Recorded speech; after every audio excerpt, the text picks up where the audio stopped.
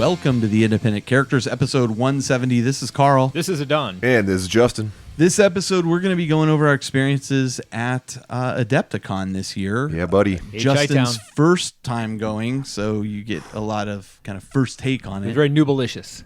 Noobalicious. I'll take it.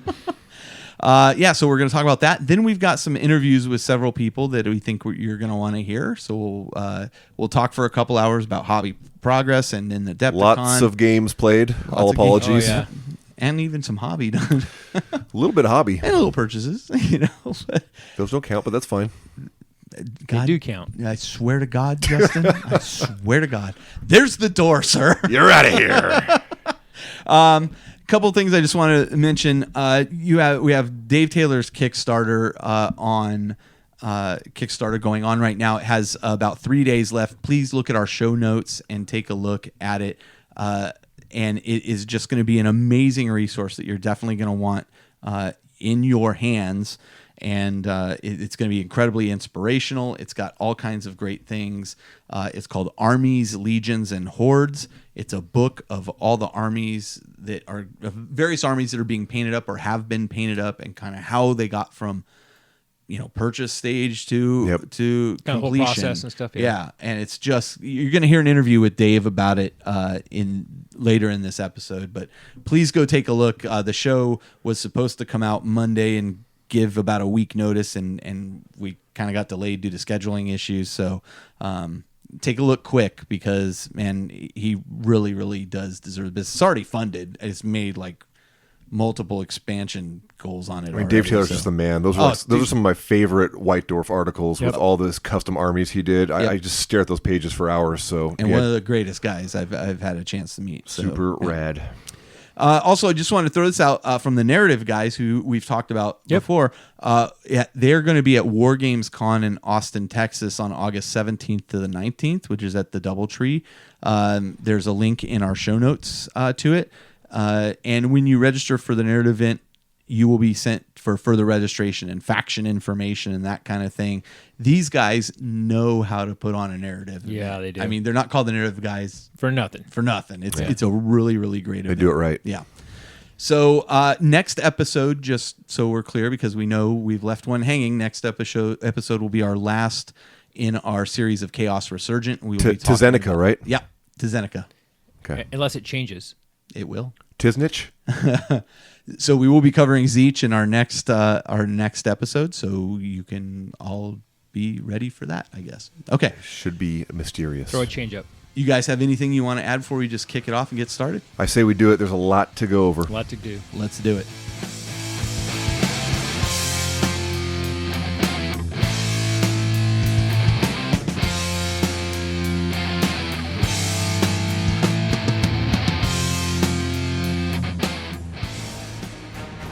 Wargamma.com, where you can get resin terrain, craters, lakes, lava pools, and objectives. Figure bases for all types of models. Character models including Battle Wolf war mounts and spawn seeds. Linked barricades. Choose from one of 6 designs to suit the origins of your army. From Star Pharaoh, Spawn Hive, Mechanoid, Dark Ancients, Dradelian Noble, and Chromag Scrapyard. Linked barricade sets include 12 large shields, which are 2 inches wide, and 4 connecting walls. Cover nearly a 30-inch line. Sets also include a matching multi-gun turret. Wargamma.com. Alternative battle miniatures. All right, and as usual, let's kick it off with a bit of hobby progress. We actually have some hobby progress going on. Well, it helps when we haven't recorded since Adepticon, and there's a little last-minute prep. All right, Justin, you're up first. Hit it. All right, so in order, obviously a lot of prep was done for the singles tournament. A lot of late nights on the road, even a little bit on the road. Yep, got most of the minis pretty much tabletop ready though. That was just the display board that was being painted at the convention itself. But I managed to get all 19. Yeah, it's 19. Sad for even me. 19 Dark Reapers, all tabletop playable for the singles. And they came out pretty good. They still need some little gems and stuff done on them, but your idea of tabletop is my idea of put it in my display cabinet. Of just done and varnish it and call it a day. Yeah. Well, my problem is my stuff's never done, quote Yeah, unquote, yeah, you're and I move on to the little next OCD, thing. yeah. And then I also managed to get 10 Howling Banshees. See, when you pay for it, it better be done. That's right. The only problem with that is money, you know. Yeah, well, tell me about Making That's it, true, yeah, making yeah. it like Carl. It's all a value of time versus Absolutely. money Yeah, in that's some true. cases. Absolutely, yeah. But got the 10 Banshees done too, which those were really fun to use. They're great in the new book. Not as good as certain units, but they're fun and they came out nice. They're all like Ulth weighed out. They I look don't. nice. Wait. You're talking Eldar, not Dark Eldar. Okay. Eldar, I was gonna yeah, say, yeah. I don't want to hear you complain about one Dark Eldar unit. No, everything in the Dark No. Eldar book's good. Wow. Honestly, like most of the books these days, I think you can find a way to make most Yeah, units work. I think that's you know? right. Well, I'm not about most units, but you can find a way to make all the books work. Sure. Oh, Yeah. sure. Sure. Yeah. I also managed to get the Crazy Cat Lady, also known She as looked good. Ivrain. Yeah. Thank you. She's pretty far along. She needs another couple hours, but she's definitely tabletop, so I'll take it. I'm gonna go on a tangent for a second. So my internet went down last week here again, right? You know, I paid a lot to have Right. the line like dropped in here. And this is like the 4th time it's gone down. They finally think they figured out what's wrong. Okay. So the guy comes out, right? And he's working on the router and everything. And you can hear my mother-in-law in the other room talking to her cats, right? And I look at the guy and he kind of looks at me. I go, "You heard of Crazy Cat Ladies?" And he goes, "Yeah." I go, "Oh, there's one there." And the other guy with him goes, "Yeah." He goes, "We see that pretty often." And I go, "Yeah, I bet you do." He goes, "Yeah. Sometimes they even have cats."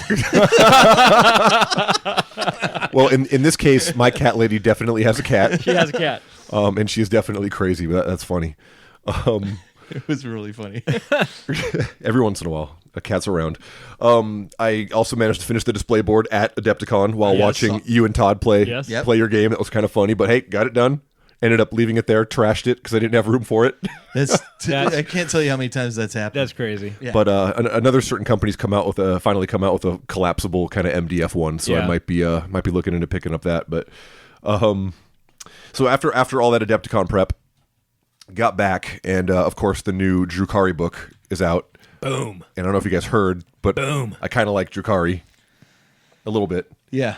And I've been actually distracted again from my witch cult, and I'm working on. I played a couple games with my coven stuff, and that inspired me to like get all my paint engines out and just kind of go over them with the airbrush. Dude, those 6 that you did, that you was it posted yesterday or the day before? Yeah, and that was like those are amazing.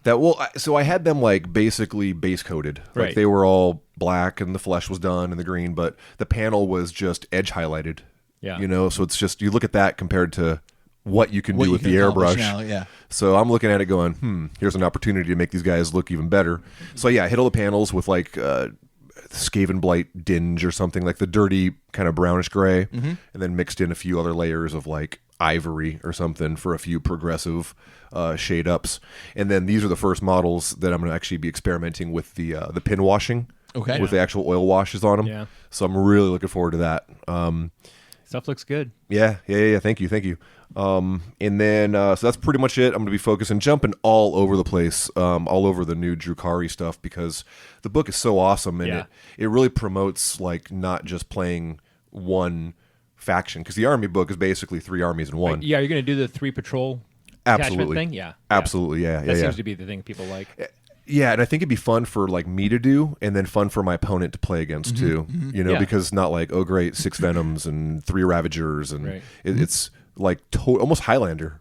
Yeah. Really. Yeah, it's pretty close. But powerful too and fun Yeah. to use. So, and then last but not least, picked up while I was at Adepticon, I picked up a Macromat, the Macromat, which Right. is phenomenal. yeah. Finally, Carl can stop giving me some grief because About your pictures? my pictures are looking better. I do need to get my lighting kind of dialed in. I've just kind of done Yeah, some. you don't even need great lighting with it. You Right. just need Yeah. some light. But I mean, great lighting obviously makes it look better. Sure. But just the mat itself, like, it's sweet. helps. Yeah, it definitely does. And then also got the Grassy Plains 2 mat from them. Nice. And played a game on that recently. Just it looks so good. Like it Yeah. literally looks like static grass. Yeah. It looks 3D. Yeah. And that's not just because That's the what's the new one? There's like the winter one, Cobbletown. Cobbletown. yeah. When you look at that through a camera, like I was showing a guy there, It looks it real. looks 3D. Yeah, it looks textured. It's pretty crazy. It's amazing. Well, I just love the way dice roll on it. Yeah, the dice do Oh, roll just your much nicer on hands are those. not all scuffed, and I mean, I have got like 6 boards. I just need to, either throw away or just I'm just over them. They take up room, and mats are the way of the future, man. Bonfire, man. Yeah, but hobby juices are just flowing, man. Especially after getting back from Adepticon, which we'll go more into. They have a salve for that. Oh yeah, Ointment. An ointment. That's me. All right, you, Adon? Yeah, so at Adepticon, well, first of all, I did some, I talked about this a little bit last time, but I finished up I did some other highlight stuff on my travel army to get it ready for Adepticon. So I did that. While I was at Adepticon, I bought 28 Guardians that were already right, built. from the Bits guy? He was funny, man. He kept coming up to me like, Justin, is this a good deal? Is this a good deal? What are you? I'm like, dude, that's a good deal. Well, Grab them. as soon as Plus, you don't have to assemble them. Yeah. well, right, as soon as I saw them, I was like, yeah, I'm going to buy those. Because I told myself I'm not going to buy anything from this guy because I buy stuff from him all the time. But anyway, it's the Bits guy, I guess. It's like open 24 hours a day. Oh, yeah. Yeah, so it's kind of crazy. You can go down there drunk and buy stuff. 28 Guardians. They kind of got an Ulthway paint scheme to them. And then Justin helped me find some weapons platforms. The weapon platforms, right? Because that was then, you came back with them, and then you're like, "What you need is some weapon platforms." Yeah, so we went back. Helps. And then one of the weapons platforms had 2 of the old school gunners with it. The nice. old metal Okay. gunners. So that gave me 30 guys. But that rounded out to 30. Yep. And so I worked on those and got those tabletop ready for a game that I'll talk about later.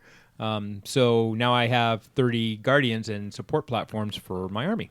Nice. Which was kind of cool. Nice. I grabbed another set of the Necromunda Blast Stores barricade box. I got it for 40% off. They were local store. I had them on clearance. So nice. that was kind of cool. He had 2 boxes of them. I almost bought both, but I thought, that's a little overkill at this point. I got an email today saying that my Badger airbrushes that I've been waiting for delivered today finally. I haven't been home to see them yet, but yay! I got my compressor that I bought from when we took the 102 class.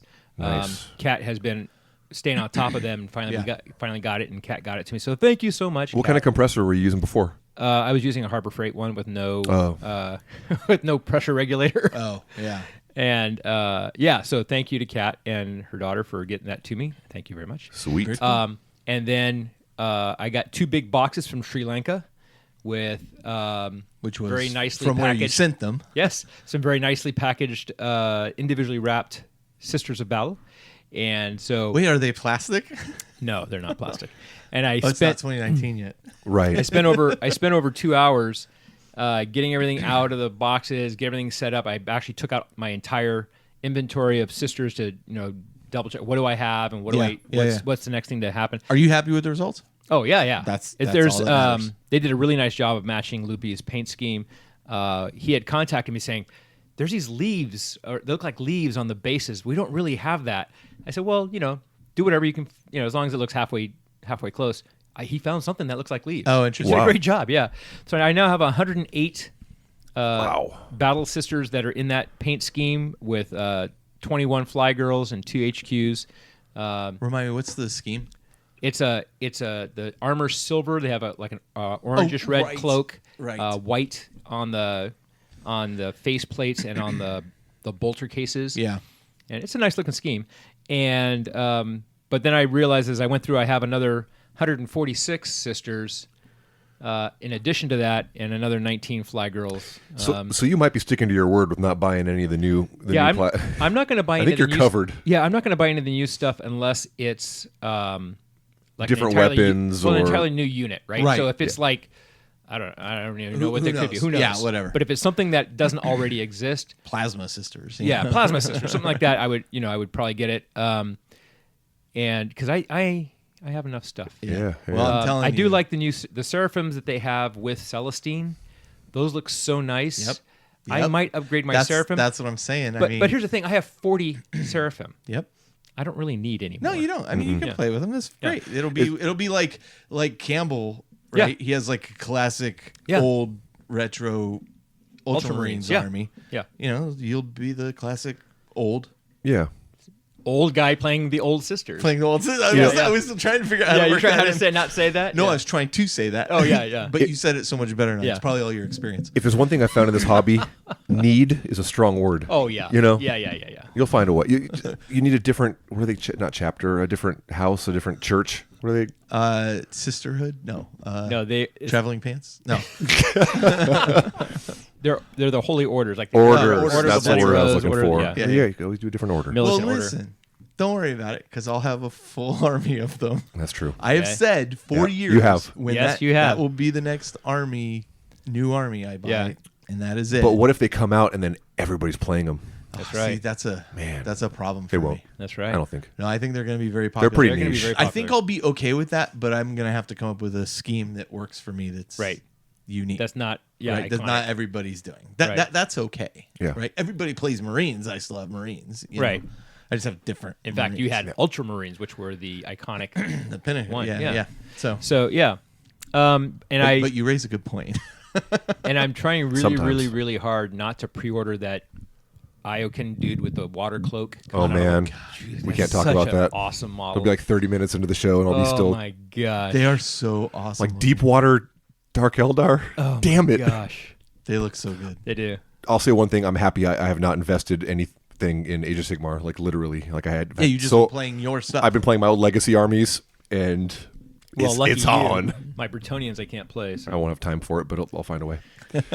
You can play your Bretonians. Well- and in fact, they came out and flat out said they're going to ensure that there are rules for every single model. Yeah, there are rules, but they don't have the updated battle tomes and so it's not. Yeah, It's like you know. playing an index army. Look, you play me. I'm running the Chaos guys. The only new models I have are. Well, it's not new mod, but you have rules though that are the newer Yeah, tomes. but I mean, do you plan on getting real kind of quote unquote competitive with it? it was I mean, kind or of one more- of the early dude, ones. am I competitive in anything? Well, I mean, that's my point. I mean, it's just with Age of Then Sigmar, don't it's worry like about it. Yeah. You know, Yeah, that's true. or just adjust. You know, hey, I have this. Give me some more points.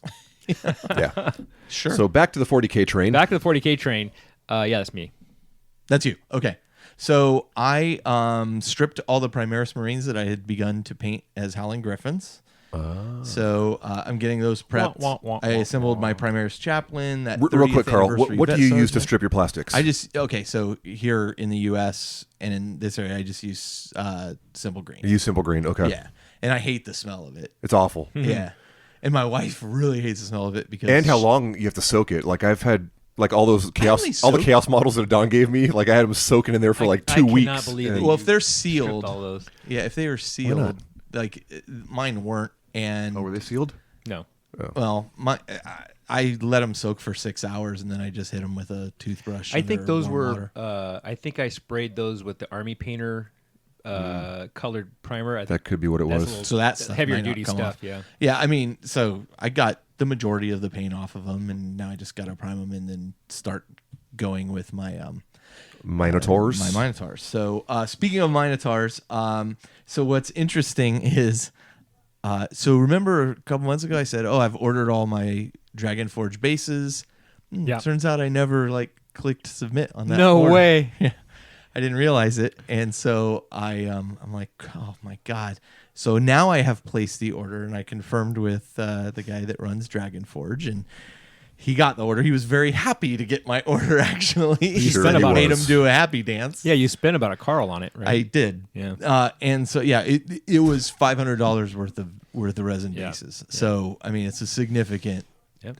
but it's also significant to him. Yeah, yeah. And so then I reached out to Colin, who has done business with him Right. for a long time, and I said, "Oh man, I forgot to do this." He goes, "Well, you should drop him a line and tell him who you are." And I'm like, "Oh, I don't want to." No. That's a really corny. And finally, I'm like, "I'm gonna email him." So I email him, and I'm like, by the way, I run this podcast. We'd love to get you on for an interview once I receive the bases and blah blah blah. And he's like, "Oh, okay. Well, let me see what I can do." You Sweet. know? So use it if you Wow. can. Never hurts to throw the name around once in a while. if you know. Never works with me with speeding tickets, but yeah. Or me It with the did for me. ladies. I get pulled over. I'm like, "Don't you know who I am? I run the independent characters." And they're like, "Can I escort you Man, to jail?" Yeah, I was gonna say we have special bracelets just for you. I purchased shelving for the studio here. Got the office cleaned up. It I looks was nice. checking that out. Yeah, it looks good. Yeah, so now all that crap that was on the floor is now originally Shell was like, well, if you put shelves in there, it's going to make the room feel smaller, and it does. But it feels what not else that was much, though. making the room Yeah. feel smaller was all the crap sitting on the floor right where Right. the shelves were. So much better. Everything is kind of out of the way and organized. I like it. Which is a big deal for me. Cheap shelves, Target, $30 Yep. each. So there's 3 sets there. So Nice. done and done. While we were at Adepticon, I didn't spend a whole lot of money, but one thing I did buy was that creature caster model that I'm going to use as stand-in for Bellicor. Yeah, the not for my- Bellicor. Right. For my Black Legion. Captain Hips. He does have hips. Well, his hips don't lie. He does. Right. But I think it's an incredible looking model, so I'm very excited to get It really is, that all yeah. put together. Everything they've done, I know a lot of people criticize the certain attributes of the figures, which boobs. on like 1 or 2 of them, it's not like every single figure's got. the one, but the one that I wish didn't have like the excess of boobage. Yeah. That would make such a great like D&D Marlith if you play Dungeons and Dragons. So let's take a It's type of take a demon. Dremel out. to it, and yeah. Shave them boobies down, man. Man, Just do it. I don't know. But they have such great sculpts. But though, the man. I sculpts love are really, really nice. their work. Yeah, and there's I tons just find tons to some, choose from. Some of it's Yeah, I forgot to. a little excessive. I for forgot me. to talk about the stuff we bought at Adepticon. I forgot about all that. Oh well, you Yeah, should go ahead. have wrote that down. I should have wrote that down. I'll go quick. I spent like $10. Yeah, I know. I bought like some bits, and I I'm like, actually didn't spend a lot. The only other thing I really bought was this wooden round tracker. So it keeps track of your rounds. Yeah. Yep. Keeps track of your command Right. points. Keeps track Yeah. of your points. I just thought it was really, really cool. I was like, all right, I'm gonna Yeah. buy this. And A lot of laser cut MDF stuff floating Yeah. around these Oh, days. yeah. Yeah, it's cool. But Aaron and I used it in the game we played that I'll talk about in a bit, and it's awesome. Oh, good It to works, know. works great. So super excited about that. I mentioned the Minotaur's bases. I pulled out all of my Ultramarines. They're out on the table. I've got them organized by group. I started taking photos of happening, them huh? to catalog them because I'm going to unload them. So going to sell them. Oh man. I've had a couple people already, because we've talked about it on the show, Right. kind of poke me for interest. Right. It's a good sized army. It's fully painted. I think it's well painted, and it's very representative of the Ultramarines, and I'm sure it'll sell. so it will sell, but it will not sell cheap, and I'm not interested in parting it out. So it's going to be somebody who's looking to spend, Yeah. probably a couple grand to Yeah. buy it. But You gotta pay for those you're going to bases. get your money's worth. What's that? You got to pay for those bases. yeah, yeah. Trust me, they're already paid for. Yeah. Let's see what else. Talk about that. Is that all, is that all you bought at Adepticon? That's it. Wow. Yep. Well, I bought one other thing that's not 40K, Not 40K, related, yeah, so yeah. it's just not worth talking about. And then I needed to order some bases from Wargamma for the dreadnoughts and things that I'm having Colin finish off for my Thousand Suns, including Demon Prince base and a dreadnought base. So I got those in from Wargamma, which I absolutely love that style. A whole lot of so- bases going on. a Yep. lot of basing, but I'm all about really the looking base. forward to getting that Dragon Forge stuff, because I just really want to get this Minotaur's basing project underway. So. Yeah.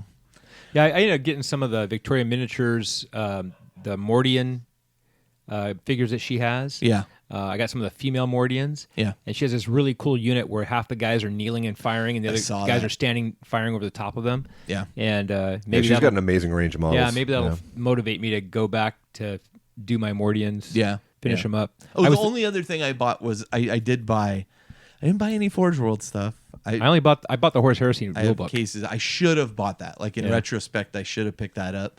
But I did buy the new Eisenhorn book. Oh, so did I. So Magos, yeah. So Yeah, I that's bought been that it too. for me. I actually had to take 22 pounds of books out of my luggage so that I didn't have to pay the overweight Oh, really? That's charge. Hilarious. Yeah. I mean, luckily, you can, if you go off to the side and just go to one of the open bays, you can Yeah. use the weight, the scale there. And I knew I was going to have to take books out.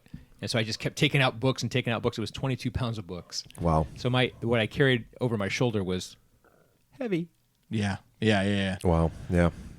That was funny. We were doing the big purge Yeah. the night before we left. Yeah. Like, do I need Breaking this? stuff Breaking down. stuff down. Yeah. Yep. It's hard to get it all to fit in them bags. And then at times. the crazy thing is, like, I got home and I brought some of the stuff home from the VIG Yeah. thing, and some of it I literally just dumped in the Yeah. garbage. Like, Right. Really? Yeah, I'm just like, Like, am I ever going to get around to painting that random little guy with a top hat no, or whatever it is? or you am know? I ever gonna? I'm not gonna play Flames of War, so Right. you know, Yep. yeah, If whatever, it's I just going to got sit rid of it. there, yeah, just get rid of it. Yeah, I'm just waiting for the next time we do they do the little flea market thing where you can get a table. Oh, I should have thought about that. I'll be selling stuff. Too late. Already went. So All right. hobby goals and promises, guys. Yep. What are we going to do? Well, okay, so we're in Q2, and I've totally failed my Q1, which was start that rebasing project because I Yep. totally screwed that up, which is just stupid. I feel Now, wait a minute. like I've totally set myself back now. Did you hit buy before the end of March? No, in fact, I did not. Oh, yeah, you did totally fail. So I think I ordered them last week now, so it's still in April. So I've completely failed. I realized it. I'm like, That's gonna be because I was looking at. that's gonna be reflected in your review this year. So I'm sure there goes 25% of my bonus. You missed your Q1. Yeah, I feel like I've failed because the witches are definitely not anywhere near where they should be, but I managed to get a lot of hobby progress in, so I feel You did good. pat myself on my Yeah, back for just I did not doing random I think, stuff. yeah. I'm going to get these Primaris Marines painted up Minotaur stuff while I wait for those bases to get here. Yep. And then I have bases for them once those bases arrive. But yeah, I mean, I'm going to check it out on a test model. I'm going to do a little bit of a different approach to it than Ed did when he was painting them up, because you can see kind of the evolution of his painting. Right. Progress throughout them, and then They're just basically brown. You and can tell how drunk he was based on what he was. They're just like brown static grass, right? yeah, on his they are. I'm gonna be putting them basically on what looks like concrete, like cool. ruin bases. You're right, more urban. So that gray really. As I looked around the web, I saw some that had been put on that, and it looks so good for that, because It kinda pops out. It's a color that doesn't pop out against. Well, you have Right. models that are mostly bronze-ish, right? With a right, brown right. base, it kind of blends together, and Right, that'll be a good framing for the model. Exactly. Yep. Exactly. So my goal is, start getting work on these Primaris Marines. Like I said, I stripped them. I just have to go out there and prime them. It's just been raining a little bit, so I didn't bother. And then I'm going to start hitting them with the airbrush and go from there. They'll paint very quickly. I think so. Yep. I think so. I'm very excited about it, honestly, especially after seeing Primaris Marines like performing on the tables and stuff. Yeah. Not too shabby. Yep. So that's going to be me this quarter, is the rebasing project and getting Primaris done. I guess I'll go next. This quarter, I'm going to be all about Drew Carey. You think? Yeah, I thought you might, D. Yeah. So it's going to be kind of jumping back and forth because I get bored easy. So I'll be jumping back and forth from Coven to Witches, and just I think my quick goal is I want to try to get a patrol done of Coven. Okay. So probably like 3 Taloi, a homunculi, just a transport or 2, just so I can get a patrol done. Yeah. And then, boom, I can mix that with my Cabalites, which I already have done. I already have enough witches that I can do a patrol out of that, so I can Right. use the three three patrol patrol. Yeah. Nice. So that's me. And then, of course, the oil washes, which I'm going to be doing this weekend. I can't wait. I think it's going to look great, Nice. and I'll keep you all posted. All right. That's fantastic. Adon? Well, I also failed Q1. I didn't fail completely. I got the rhinos assembled and I got them all together, but I didn't actually get them all painted. So Okay. All 75? Yeah. So I'm going to continue with the rhino chassis. Is it really 75? No, it's not 75. I think it's. Could you imagine? I think it was either 19 or 58. 29 or something like that. I got a lot of Holy smokes. But that's all the rhino chassis. That includes things like whirlwinds and hydra. I mean, anything that's not hydras, but hunters. Anything that has a rhino Yeah. Oh, I at got the you. bottom. Yeah, Razorbacks, all those things. But yeah, so I have to. Now that I have the new regulator, the new Airbrush compressor. Yep. and now that the Chrome, the Patriot, and the Vega are all there ready to go, I'm going to take my old Harbor Freight. You're running out of excuses. I'm going to take my old Harbor Freight airbrush, the siphon-fed one, and chuck it. And keep it. You never know. Terrain or it's good something. Base coat. Yeah, Yeah. for sure, for terrain. no, the one that sucks it up out of the little jar in the bottom. No, Ooh, chuck it. I'm chucking. Because after the new brushes, you're going to have like, what, 3 or 4? Maybe 2 or 3? Yeah, I have 4 brushes total. Oh. Well, Okay, yeah, yeah. chuck it. Yeah. Yep. Or donate it. And they're all Badgers. Yeah. I go from the Vega all the way to the Sotar. All right. So. Nice. All right. Yeah. Should we move into games played? Let's do it. All right. If we Okay. have to. I'll go first. So let me not do these in the order I have them in our notes here, because my first game so here's the thing. I'll preface this by saying, leading up to Adepticon, I was kind of feeling like the burn on 40K. Like I was just Right. we're doing some extra stuff that's taking a lot of our time, and there's a lot of 40K going on here, and like anybody, you know, an overdose of something can be too much, and so I was really not feeling 40K, and I was kind of struggling with myself because I was like, you know, I talking about I this every run 2 the weeks, show. yeah. I talk about it every 2 weeks. Like, to me, it's more than just, I'm kind of bored with it for a while, I'll take a break, to Hard to get away from, yeah. yeah. And not only that, like I need to play, like to legitimately talk about it on the Right, show. I feel right. like I need to be involved in it. So I was kind of struggling and figuring out, well, what am I going to do here? And I thought, well, I hope Adepticon kind of revitalizes my interest in it. I was kind of getting into a lot of D&D with my kid, and, you know, playing other games and stuff. So trying to kind of cleanse my palate a little bit. Well, Adepticon definitely like got me fired up, as you mentioned during your hobby progress. Like, I came back like, okay, I'm gonna do these bases, and then I'm like, when are these bases gonna arrive? Which is really the sign of a good convention. And so I went back to look too. at, when did I pay for these bases? Son of a gun, I never paid Yeah. for these bases. So yeah, I think that's so cool that we all came back Totally. fired up. You know, It that's the usually sign of a happens. good con. yeah. So during the event, I played against Todd from Table War, and we realized we've never actually played against each other. Yeah. I don't want Yeah. to play Todd anymore. I didn't kill one unit of his. Well, that's probably mostly due in part to the Long Island iced teas. Well, I it imagine. may have been, but That was on your birthday, you know, too. Yeah, but you know what it really was? Okay, and first off, Todd's a better player than I am, there, without a doubt. My rolling was Really? so, You're gonna blame it on the dice? dude. We all play Like, those. We even- all have those games, man. Even Todd was like, "This is pathetic," because it was like, "Oh, okay, I just got to make these saves." There's 4 1s. You know, there's Yeah. just my final roll of the game was literally 4 1s. He took a picture of it because he was like, "This is just the capper on the whole evening."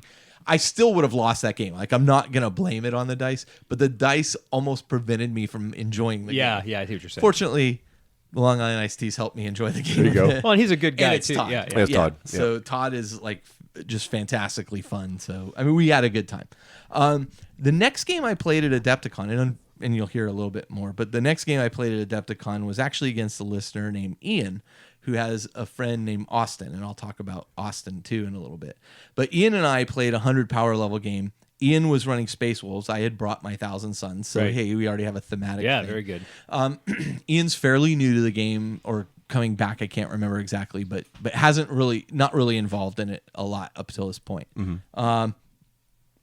Didn't have a lot of armor on the table, mostly Primaris Marines, some Thunderwolf Cav, that kind of thing. So it was one of these games where we played that mission, the Comet, where it drops down into a random Right. Yep. location. Right. Love that on one. turn Yeah. 3 or whatever. Yeah. Totally love that. Yeah, yeah. And it was long ways deployment, so I don't move very fast with Right. the Thousand Suns. So I was kind of like, okay, this could be a problem. As it turns out, it dropped in my area, and I collapsed around it and like had psychers all around it. So as soon as he actually came towards it, I just blasted him with Right, psychers. right. Instead of bubble wrap, you had a psycho wrap. Yeah, kind of. I mean, he tore up my Zangors, which is what they're there for. They just Yep. slowed them down. Yep. You've been enjoying using those guys, yeah? Dude, they have made a world of difference in that army. A world of difference. They were the difference in the game I played against Thousand Suns. That too. and the Predators have made a huge difference. Also, I use They help. the new like testing rule where it's like your smite Yeah, gets yeah. more Ramped up smite, difficult yeah. every time you attempt it. So Which I'm sure will make it into the final. I think it's really fun. I think it shouldn't make it in it for pink horrors, but that's a whole other Yeah, anything that rolls one die, That rolls I one think. die Yeah. shouldn't have to deal with that. But anyway, long story short, it was one of those games where I would say, okay, are you sure you want to keep those Thunderwolf Cav way there in the back? You know, and then I kind of went through. I'm not the best 40K player, but I was like, you know, I've got a few lessons that stuck in my thing. One Yeah. is assault units, assault. Don't Yeah. leave them back there. Yep. Even if you start running them forward, I now have to deal with them, and that gives your army an opportunity to get to where it needs to Sure. get. And so he charged them forward. They weren't all like, they didn't all have storm shields, and, just yeah. one did. I think 1 or 2. And afterwards I was like, okay, so they're dead. Like they died in 2 rounds of firing. I go, but I spent 2 rounds of firing almost my whole army at them to kill them. So it's kind of a learning game for him. And I so Get more you know, storm shields. that's exactly what I said. I said if I were going to kit these guys out, I would get storm shields on all of them, maybe thunder hammers, you know, and just go to town with that. And that is a unit that scares me, which is why I'm shooting at it. The Hellblaster guys, I took those guys out right away too because because that's what you do. That's what you do. That's what you do. So like my target priority was on, but it was a fun game and it went the full 5 rounds and it came down to like he was trying to get to the satellite thing and I just kept nuking him off with the psychic stuff because I just had all these psychers around. Right. Cool thematic game though, huh? It was very fun. Thousand Suns versus Space Wolves. Ian was such a great guy and so fun. And Austin, his buddy there, hung out and just we talked and joked and had a great time. And then Austin says, well, I'm moving to the Bay Area. And I'm like, oh, you are. And Austin's the kind of guy that, and I've been trying to tell people around here, like he's going to get along well with Jody and Josh. Like he's kind of that like personality. And I was like, well, if you're looking for, guys to play with, I said, hey, come play with us, play blah, some blah, blah. games? Yeah. I mean, having met him there, he was like, I could tell he's super friendly. So he's moved to the area. I'm actually having lunch with him Saturday with Anthony. Great. He's invited to Colin's going away thing, which I'll talk about in a minute. Cool. And replacement Doug. It's what I kept. I actually messaged Doug. I go, well, we found replacement Doug. Yeah, I remember that. I go, he's better looking than you. Ooh. And he his army looks. So he must be really good looking. I said he's richer than you. He's better looking than you. And I go, and I said the only drawback is he hates F1. He says NASCAR is better. So now I'm going to NASCAR races with him instead of F1 races with you. And Doug messages me back and he said something like, well, my week has been crap already. You might as well kick me in the balls with this one. So I think Austin is going to be a great addition to our group. And he's like, oh, and by the way, I love Eldritch Horror. And I'm like, dude, you're in. Come over. Yeah. Sweet. Right? So yeah, he'll be over for. Right, Doug and I'll raise a beer to you when we're at MotoGP next week. Well, you knock yourselves there you out. So yeah, I'm very excited about Austin joining the group. I think you guys are going to really like him. Cool. I don't know if you met him while we were there. Did you? Yeah. Okay. Yeah. I don't know that I did. I don't think you did, but anyway, you'll meet him soon. Soon enough. So we had a great game. Then we played Space Hulk. Space Hulk. Of course. God, that looks Space so Hulk. awesome. Dude, that was I didn't fantastic. tell you sign up for that thing. Looks so rad. That is our go-to every year. Man. Every year that's our I go-to. keep telling you to stop talking about it because Yeah. you're not Other going to be able to people get are in. now trying to I get know. in. Well, like I said, we'll force them to run an extra one for us if we get locked Dude, out. it was so fun. It was so good this year. It was amazing. What's so cool about it, I mean, it really is a basement of death that they So have. if you haven't seen the pictures on our Facebook page, I'd highly recommend you go look because they have plastic corridors for everything. It's all 3D. Right. It's LED all- lights flickering. And Yeah. Oh, the lights are really The cool. lights are really cool, but their group But is it called was the Basement of Death. Six Marine teams versus Tyranids. So- It was Yep. six Marine Mm-hmm. teams. So he said they had it set up in their basement for months. And Playtesting it. And you can tell that they really, really took the effort to play test because every time we've played it, Comes even down though to the last round. even though the setup has been a little bit different each year. Yeah. This year they had 2 levels of elevators. Yeah. God damn you.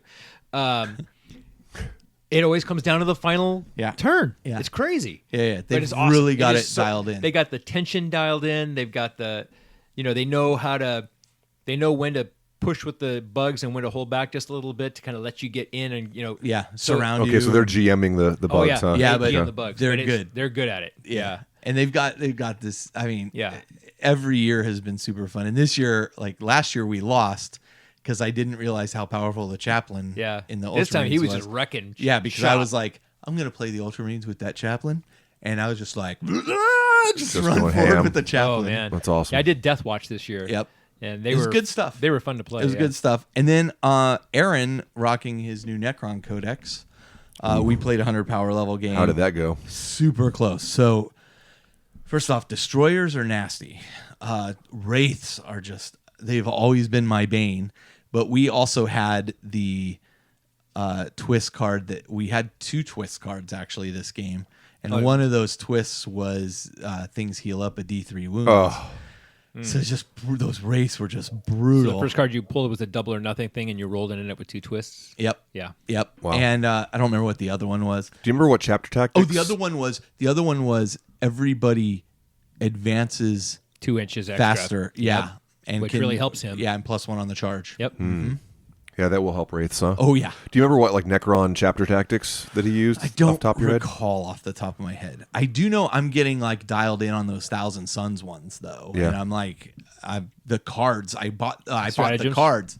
I got the Thousand Suns cards at Yep. Adepticon, which I hadn't been able to find. So that was the other thing I bought, which I was super excited It make about. things handy for sure. Oh, so much better. So the Wraiths were a problem, but the Wraiths went after my Land Raider at one point, and I kept backing the Land Raider out, and he kept chasing it with the Land Raider until finally he realized, close to the last round, that I'm totally just distracting you with this Land Raider. At this point, Look at the birdie. Yeah, Can the Land Raider back up and shoot or no? no.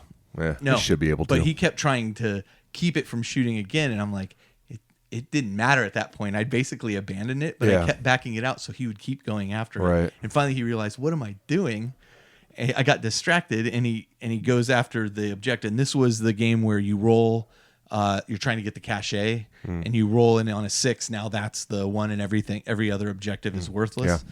And it was in my area, and so I kind of tried to fall back and surround it, but he was just tearing me to pieces. You know what other unit is freaking powerful now is the Catan shards, the Nightbringer in particular. We got a lot beefed up, huh? Has some powers that are brutal and just tore me to pieces.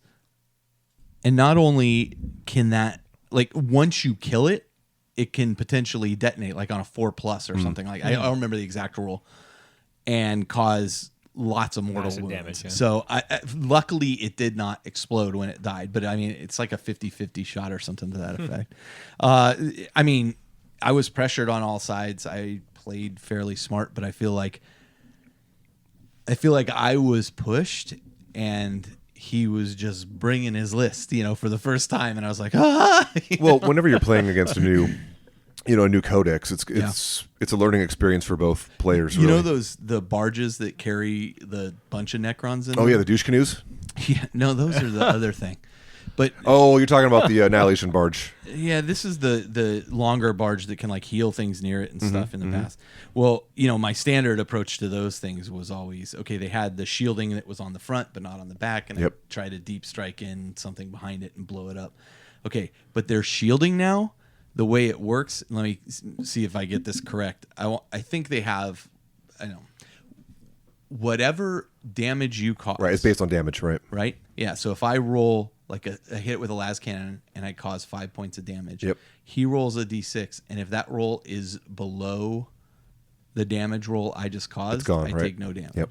And it's so the higher damage I'm doing to it, the less likely it's going Likelihood. to actually damage it. Yep. That's kind of crazy. And it is brutal. It is brutal. I finally took it down, but it was with a lot of work. So it was a super fun game, but it really came down to the last couple rolls. And Always the I was best able games. to snake it out with Aramin on the objective or something to that effect. Wow, you that know? close, huh? Yeah. So Very cool. Great game. I've been playing a lot, and the other thing I would just add to that is that I'm anxious to play again. Whereas before I was kind of it seems like a lot of work right now. Now I'm just who else can I play Thousand Suns against? So Sweet, man. So let's break out those Drukari. Let's do it. I'll bust out my 3 patrols. There you go. Only 3 Venoms. Yeah, so that's my games played, Justin. Oh, geez. Oh, wait, let's have you go last. Yeah. Don. Yeah. So I played at Adepticon. I played Legends of the Old West, which is always a fun thing to play. Yep. I played the Space Hulk thing, like you were talking about. So good. Played Car Wars, 40K Car Wars, which was interesting. If you've ever played the little Car Wars card game, Yeah. that's basically what it was. But we were using 40K models and had this interesting kind of teleport rule thing that they were using. So it was interesting. Originally, it was like a chits-based game. It wasn't a card game. Car Wars. Right, no, this is I'm Yeah, talking yeah. about Car Wars, the card game. Yeah. Because they came out with the card game. You're right. There was an original chits-based game. Right, by but Steve then Jackson. Right. And then Steve Jackson came out with a card game Right. version, which actually my kids and I played many times. And then, so they did 40K Car Wars, which was basically that card game, but you were using 40K models. So, So you just was- walk up and you would take, yeah, you just take, here I take right. a... And Elizabeth and I, Inquisitor Valeria from the old forums, she and I agreed to take the Dark Eldar vehicles, and so we were a team, and so it's just how many times can you kill things, and how many times did you get killed, and all these kinds of stuff, and it was fun. It was very loosey goosey, just rolling dice and having talking crap, and it was good. The one thing I would have liked, and it was really cool, is he sent out a survey afterwards. Everybody who participated, hey, what would you do differently and stuff, which was cool. Pretty cool. That is nice. Yeah, and it means he wants to run it again. He just wants to improve he ran on it last year too. Yeah. So it would be great if each faction had some little trick or special thing, right? Yeah. You can once per game. You can have the shield be on an opposite side, or whatever it happens to be. Just to give it a little bit of flavor. Yeah. I can see that. But it was fun. It was fun. It was a good time. It's not really 40K. It was just 40K themed, but it was a lot of fun. Played the Game of Thrones game. I wanted to talk about. Justin played it too as well. I gotta tell you, And those the models models. are just incredible. Fantastic. And, seeing the difference between, for those of you who don't like Game of Thrones, just move on. But the difference between those Lannister models and the tons of character, and the North models. I mean, the Stark models. Yeah. Beautifully done. Yeah. And the really cool thing too is they look really easy to paint too. Yeah, they don't look particularly They're hard. detailed, but they're not overly detailed. You could bang these models out really quick and make them look good. And the nice thing about it is that they're shipping them assembled. Yeah, that's what you because said. they want to cross over to the board gamers. Another thing I found interesting too is that they the bodies they made out of soft plastic, or a softer plastic, like a traditional styrene. But the weapons they did more of a hard plastic. Makes sense. So Like they swords don't and things bend don't- and warp and stuff. I guess Yeah. apparently they break a little easier, but don't break your models. But really nice models, and the gameplay was pretty fun. It was unique. Yeah, the gameplay had a lot of depth to it. It was not the same as every other fantasy game you've ever played. Yep. Where it wasn't. Well, you have the battle going on, but then you have this whole sideboard going on with it was kinda the cool. political intrigue, which was very Game of Thronesy. Very Game of Thrones. Yeah, it was cool. So I just wanted to mention that. And then played in Combat Patrol. Yeah. The Combat Patrol tournament, and I made the mistake in previous years, and I made the mistake again this year. Thinking of Combat Patrol as this More of a friendly kind of a event. fun, friendly. Yeah, no. That first game I walked up to, and the guy had a Forge World orc thing. He had and two of them. That two was of his them. whole army. Yes, Yeah, he like had two vehicles. Two of the big track, the mega tracks. Yeah. With this 24-inch kill everything gun, and 20 grots, and that was his army. And I'm like, oh, and he had the guy with the force field. Okay. protecting Yeah, of them. course. The KFF. KFF. Yeah. So, and I was running bikes. Yeah. Right. So I'm running a fast army, but I could not get away from him. I walked up and I Wow. saw Don. I watched the game. I'm like, where's the other guy's army? What's going on here? And It was it. Got the loop, walked away, came back 20 minutes later, and Don's like, the game's over. I'm like, what the hell happened, man? Well, because I never really played against those things before. Yeah. And I thought, I really don't want that heavy plasma thing rolling around shooting my guys. Right. So I was like, okay, fine. I'm just going to assault one of them with a couple of units and try and take it off the board. Well, no. It had 137 wounds. It was crazy. Forge World units. Man, it was nuts. Yeah. That's the guy who ended up getting best general. I mean, it was just Well, there hey, was you nothing. lost to the best guy. There was nothing go. you could really do about it. Played against another guy who had an orc army. It was all pretty much orc boys. Yep. Which when they attack in mass, Oh, are yeah. pretty scary. 4 attacks each. Yeah, he's like, Just, okay, yeah. I'm rolling 72 dice. I'm like, okay, Yep. delete that unit. Yep. Did he have a weird boy jumping him across the field at you too, or no? No, he had a whole bunch of the long range shooter guys. Ludas? Ludas. Yeah. He had a bunch of Ludas, and so I had to kind of hide from those guys because anything that They're came actually out, nasty when yeah, they because hit. anything that Yep. came out in their line Yeah. of sight just again got deleted. Crazy. Then played another guy who had this really cool converted army. It had Inquisition units and scions that kind of looked like Inquisitional stormtroopers.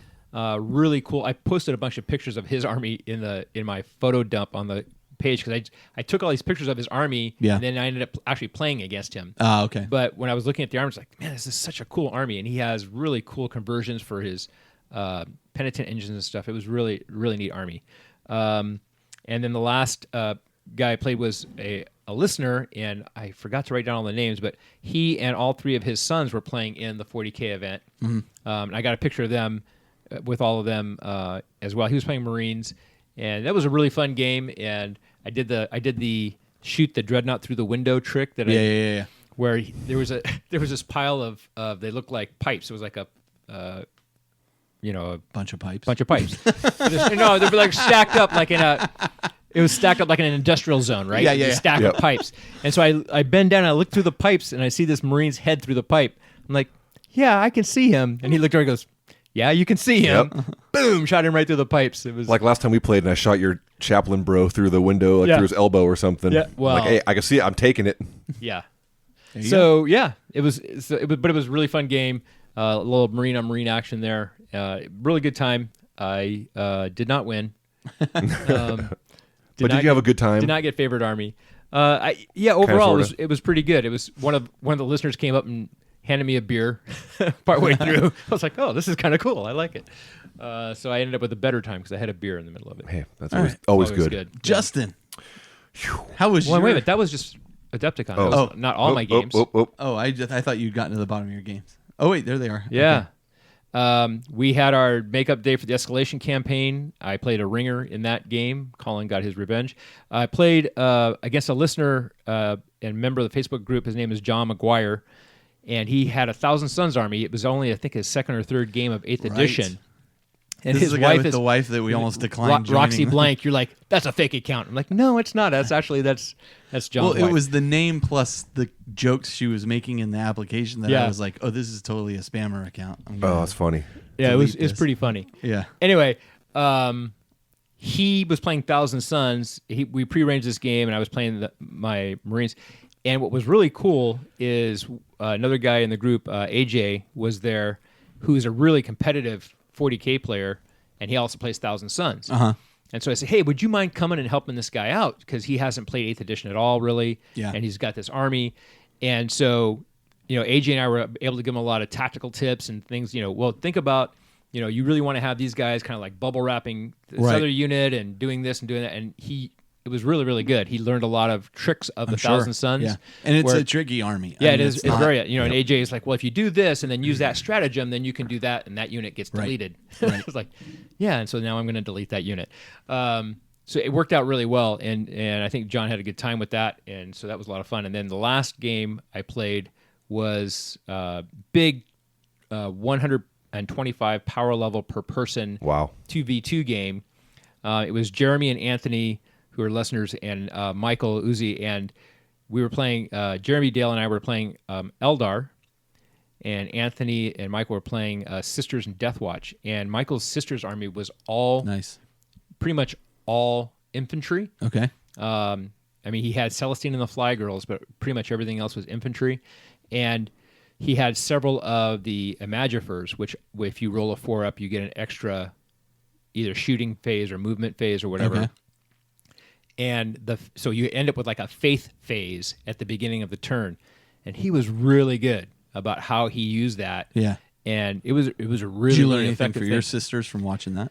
Yeah, he uses more Imagifers than I do, so I'll probably be adding some of those. But it was a tough game. It was a really tough game, it took us a long time because it was such a big.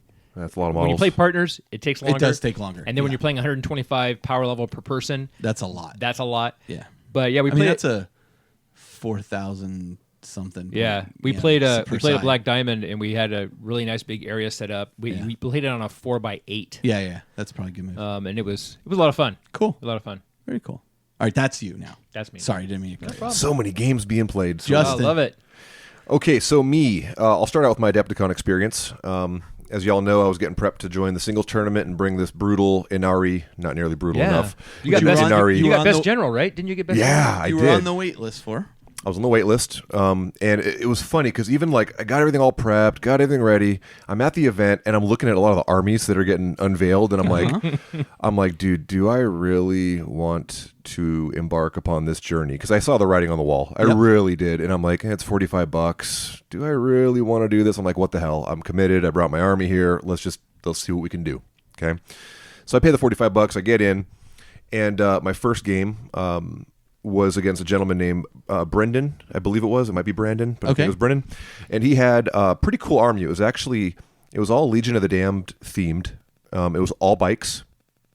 And so he had some really cool conversions on them, really nice paint jobs, fantastic looking army, with of course a Legion of the Damned Bobby G. Oh yeah, as he's known to be. He's known to be at the middle of this, and I'm like, oh my life, here we go.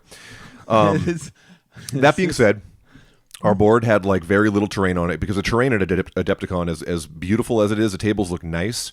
There is not a whole lot of line of sight blocking terrain. So I'm kind of sitting here I think going, it depends on the table you're on because some possibly, had quite a bit. Possibly. Some didn't have a two lot. boards I was on, yeah. It wasn't terrible. Don't get me wrong. Right. It's not what we play. There's just not many like I didn't see many big pieces that you can kind of. Right. So anyhow, table was pretty Planet Bowling Ball, and our mission was Hammer and Anvil. Mm-hmm. So I'm going, ooh, this might be good for me because I got all the Dark Reapers, I got Wave Serpents, all kinds of good stuff. And so we set up, and I get seized on. I'm like, damn it. But I'm like, okay, I got this still. So he rushes up, kills a couple units of Rangers. He's all up on my grill. Re-rolling everything, of course, because of Bobby G. The undead Bobby G. The undead. He's back again. Mm-hmm. And long story short, it ended up being like actually a really close game, bloody game up until the very end. It was bloody. And I think I played it smart. The only mistake I made was because I didn't really get many practice games in, which is never good going to a tournament with this army. And the big strength of the army is the Crazy Cat Lady allows Dark Reapers or any unit to shoot twice or move twice. I forgot to do that first turn, so I lost out on 10 Dark Reaper significant shots. shooting. Enough to probably take out a bike squad or two, right?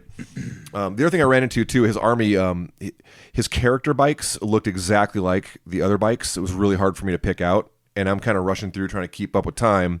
And when I was thinking I'm firing at like 2 bikes, like a squad, he's like, oh, you kill one and one's left. That's actually a character. And it's like, oh, God. So really close game. I ended up losing in the end, but like I killed Bobby G. That made me happy.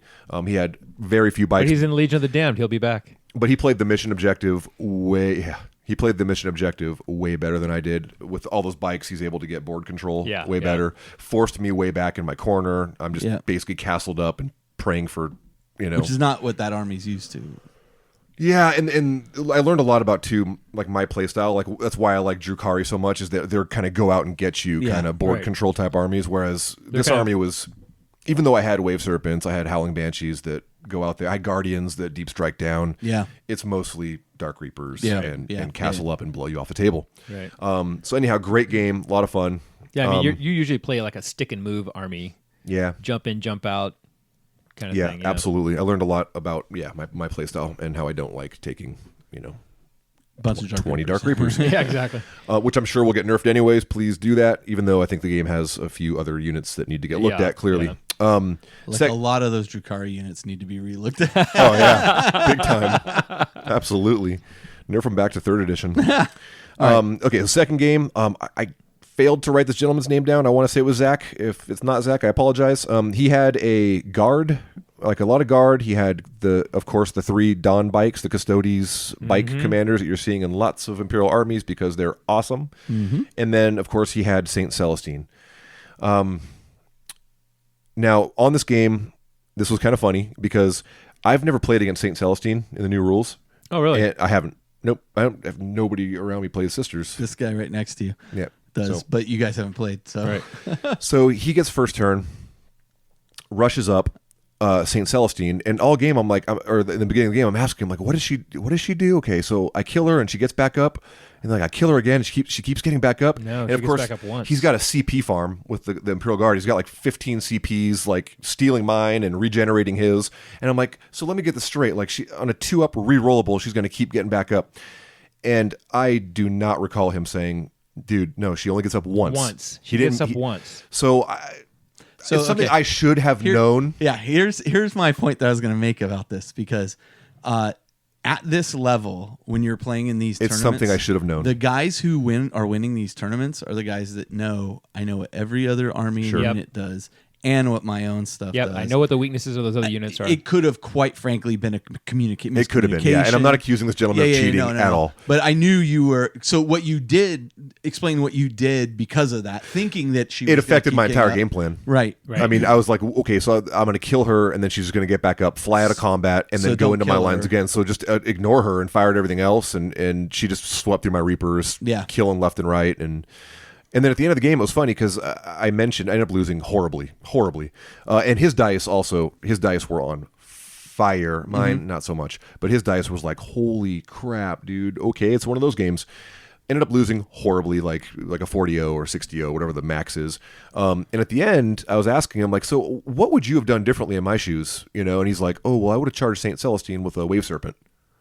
Okay. So that way, like, if she flies away, she can't charge anything else, which that makes sense. I'm like, okay, I see that, but maybe I should have killed her. But it goes back to, again, twice, me just and not, then you're done, right? Not knowing, and maybe my opponent not explaining it as good. Impossible. No, after that game, I was like, and after seeing a lot of the other lists, I'm like, the other lists were like, 18 Hive Tyrants and this and that. I'm like, I'm done. I had my fun.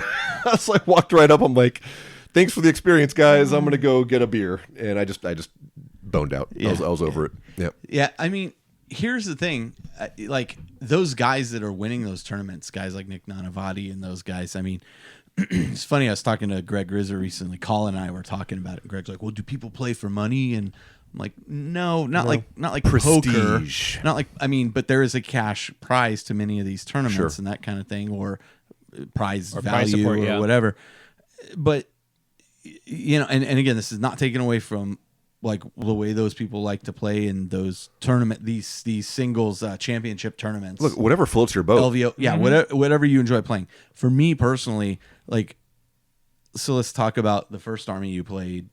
I'm sure it was beautiful, but why is right. Reboot Gilliman in an army of Bingo, Legion of the Damned, which is not really Legion he was of the using Damned. Ultramarines rules. Of course, he's using Ultramarines rules. He has to get the benefit of Reboot Gilliman.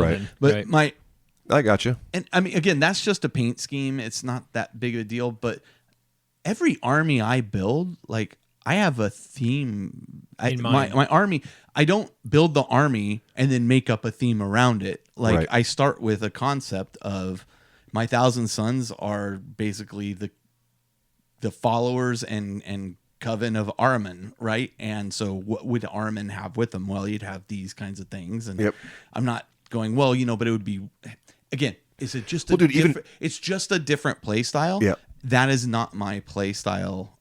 What the game at the tournament level has become is not my play style. Right. I mean, it's beautiful that Games Workshop Prime is doing things like, okay, only one Tau commander per, like that alone, like only one Hive Tyrant per detachment, or only one Tau commander per detachment. That alone would make... Yeah. Again... it's just what people get out of the game, and people will always find a way to game it too. And exactly, no matter what. And the people that are playing those tournaments, which is not me, just enjoy the game in a different way than I do. Take Doug Johnson, for example. Doug Johnson's like, he's all about it. We should play more, and I'm like, dude, you can't turn this off. Like, and he'll, I know I'm gonna get a call from him. He's like, oh, yes, I can. No, Doug, you can't. Right? Like, So why? And this is a guy who would regularly make the cut. I mean, top 16. He'd be top 16 with his orcs at Adepticon, and with the White Scars a couple years ago, and pushing it. And he's a talented player. There's no doubt about it. But it was funny because Greg Rizzer was recently talking with Colin and I, and we talked about the money thing, and then he's like, "Well, isn't there just like a lot of luck involved?" And I'm like, the thing is, if that were the case, you wouldn't have the same guys at the top tables every year. Right. Those players learn to mitigate the luck, right, based on list and randomness value based on the lists that they're building, and I'm not going to call them exploits, but the combinations of things that they're pulling together, right, and more power to them. And they put a lot of time into it, a lot of practice games. But I'd rather play Ian and have Ian beat me, in a game that's just like very thematic. Space Wolves versus Thousand Then Suns. spend my time rushing through turns, and this is why my That's games, the other thing. This is why my games 4 games in one day. God, I couldn't do it. No, to be honest, 2 games in a day for me is kind of my limit, and this is why majority of my games last 3.5 hours, 4 hours. Because I'm like, yeah, we're hanging out, we're talking. Yep. How long did Todd and I play? I don't know, because I was 3 sheets to the wind Yeah, at that Sure. point. Sure.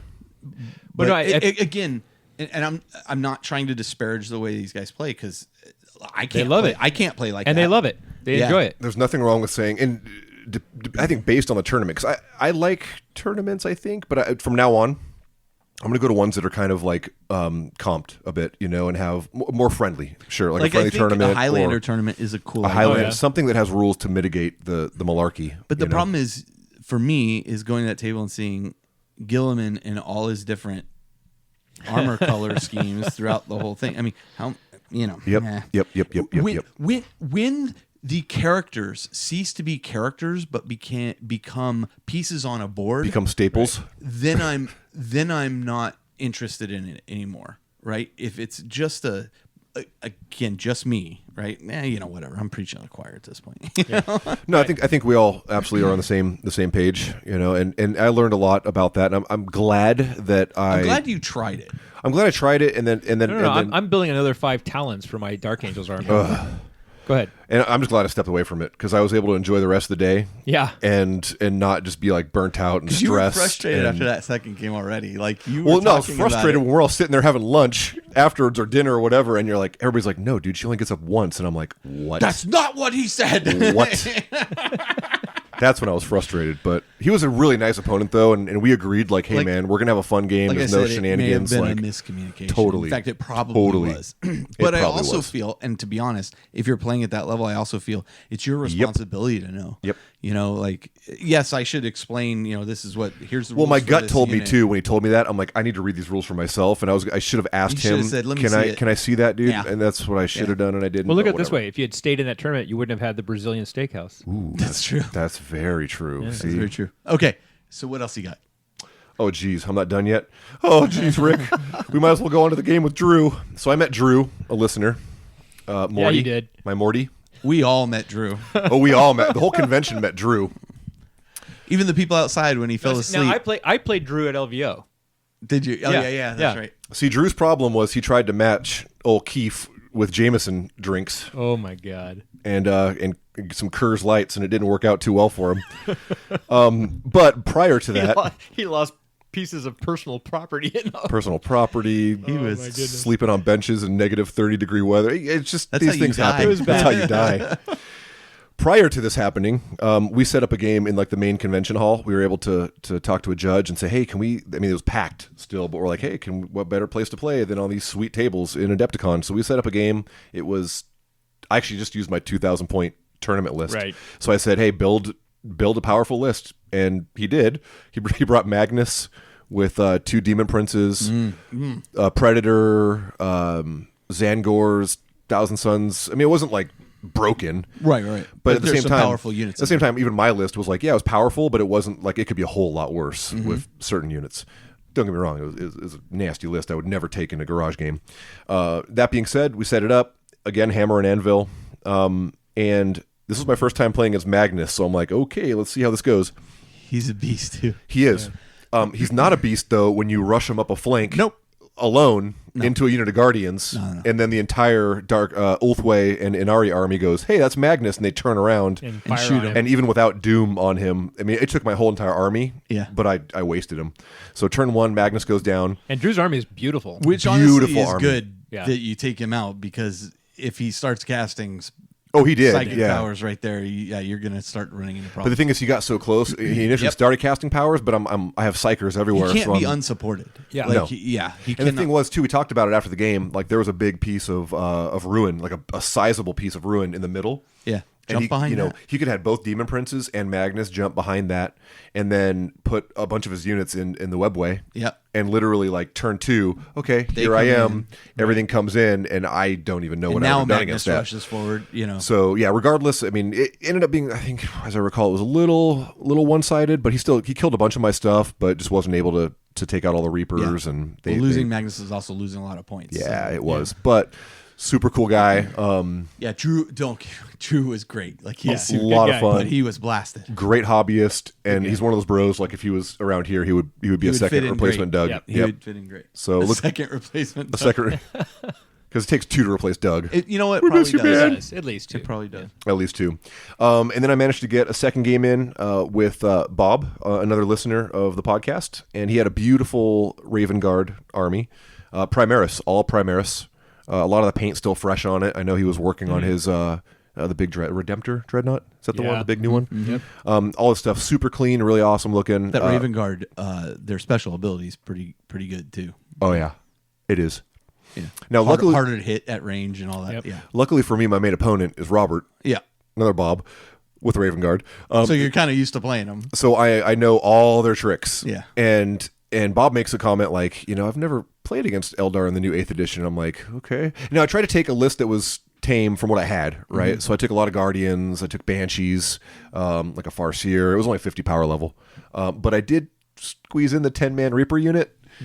Of course, as you do. As I do. Probably should have taken 5. Because turn 1, like the 10 Reapers fired and brought the Redemptor Dreadnought down to like 1 wound. And, he's just trying to figure out what do I do against this. And I know what to do against that. So it was a little one-sided, but he was able to see kind of the synergies of Eldar and kind of how they function. And that was cool. And great guy, fantastic army. Thank you for the game, sir. And, God, is that it? I got 2 more games real quick. Yeah, we're running long, so. Yeah, just recently I played Robert, 2 games. Robert. The other Bob. More Raven Guard with the new Drukhari list, and I'll just say I'm loving it. All the different ways to play it. First time I played Cabal, did it like a heavy urban combat fight, and God darn it, that new book is awesome. Second game I played with my 2,000 points of all Coven, and that was also fun and awesome and unkillable, and the book's awesome. I'm loving it, and I'm done. His excitement about the book has me I worried. know. There's so many different ways to play it, and like my color schemes I pick tend to be kind of not one way or the other, so I could kind of experiment with different things. Sure. And, Very cool. Yep. All right. Okay. So let's take a break. We're going to come back. Then we'll actually start talking about Adepticon itself, not the games we played at Adepticon. We have been a little bit, but our the experiences actual event. there in the event itself.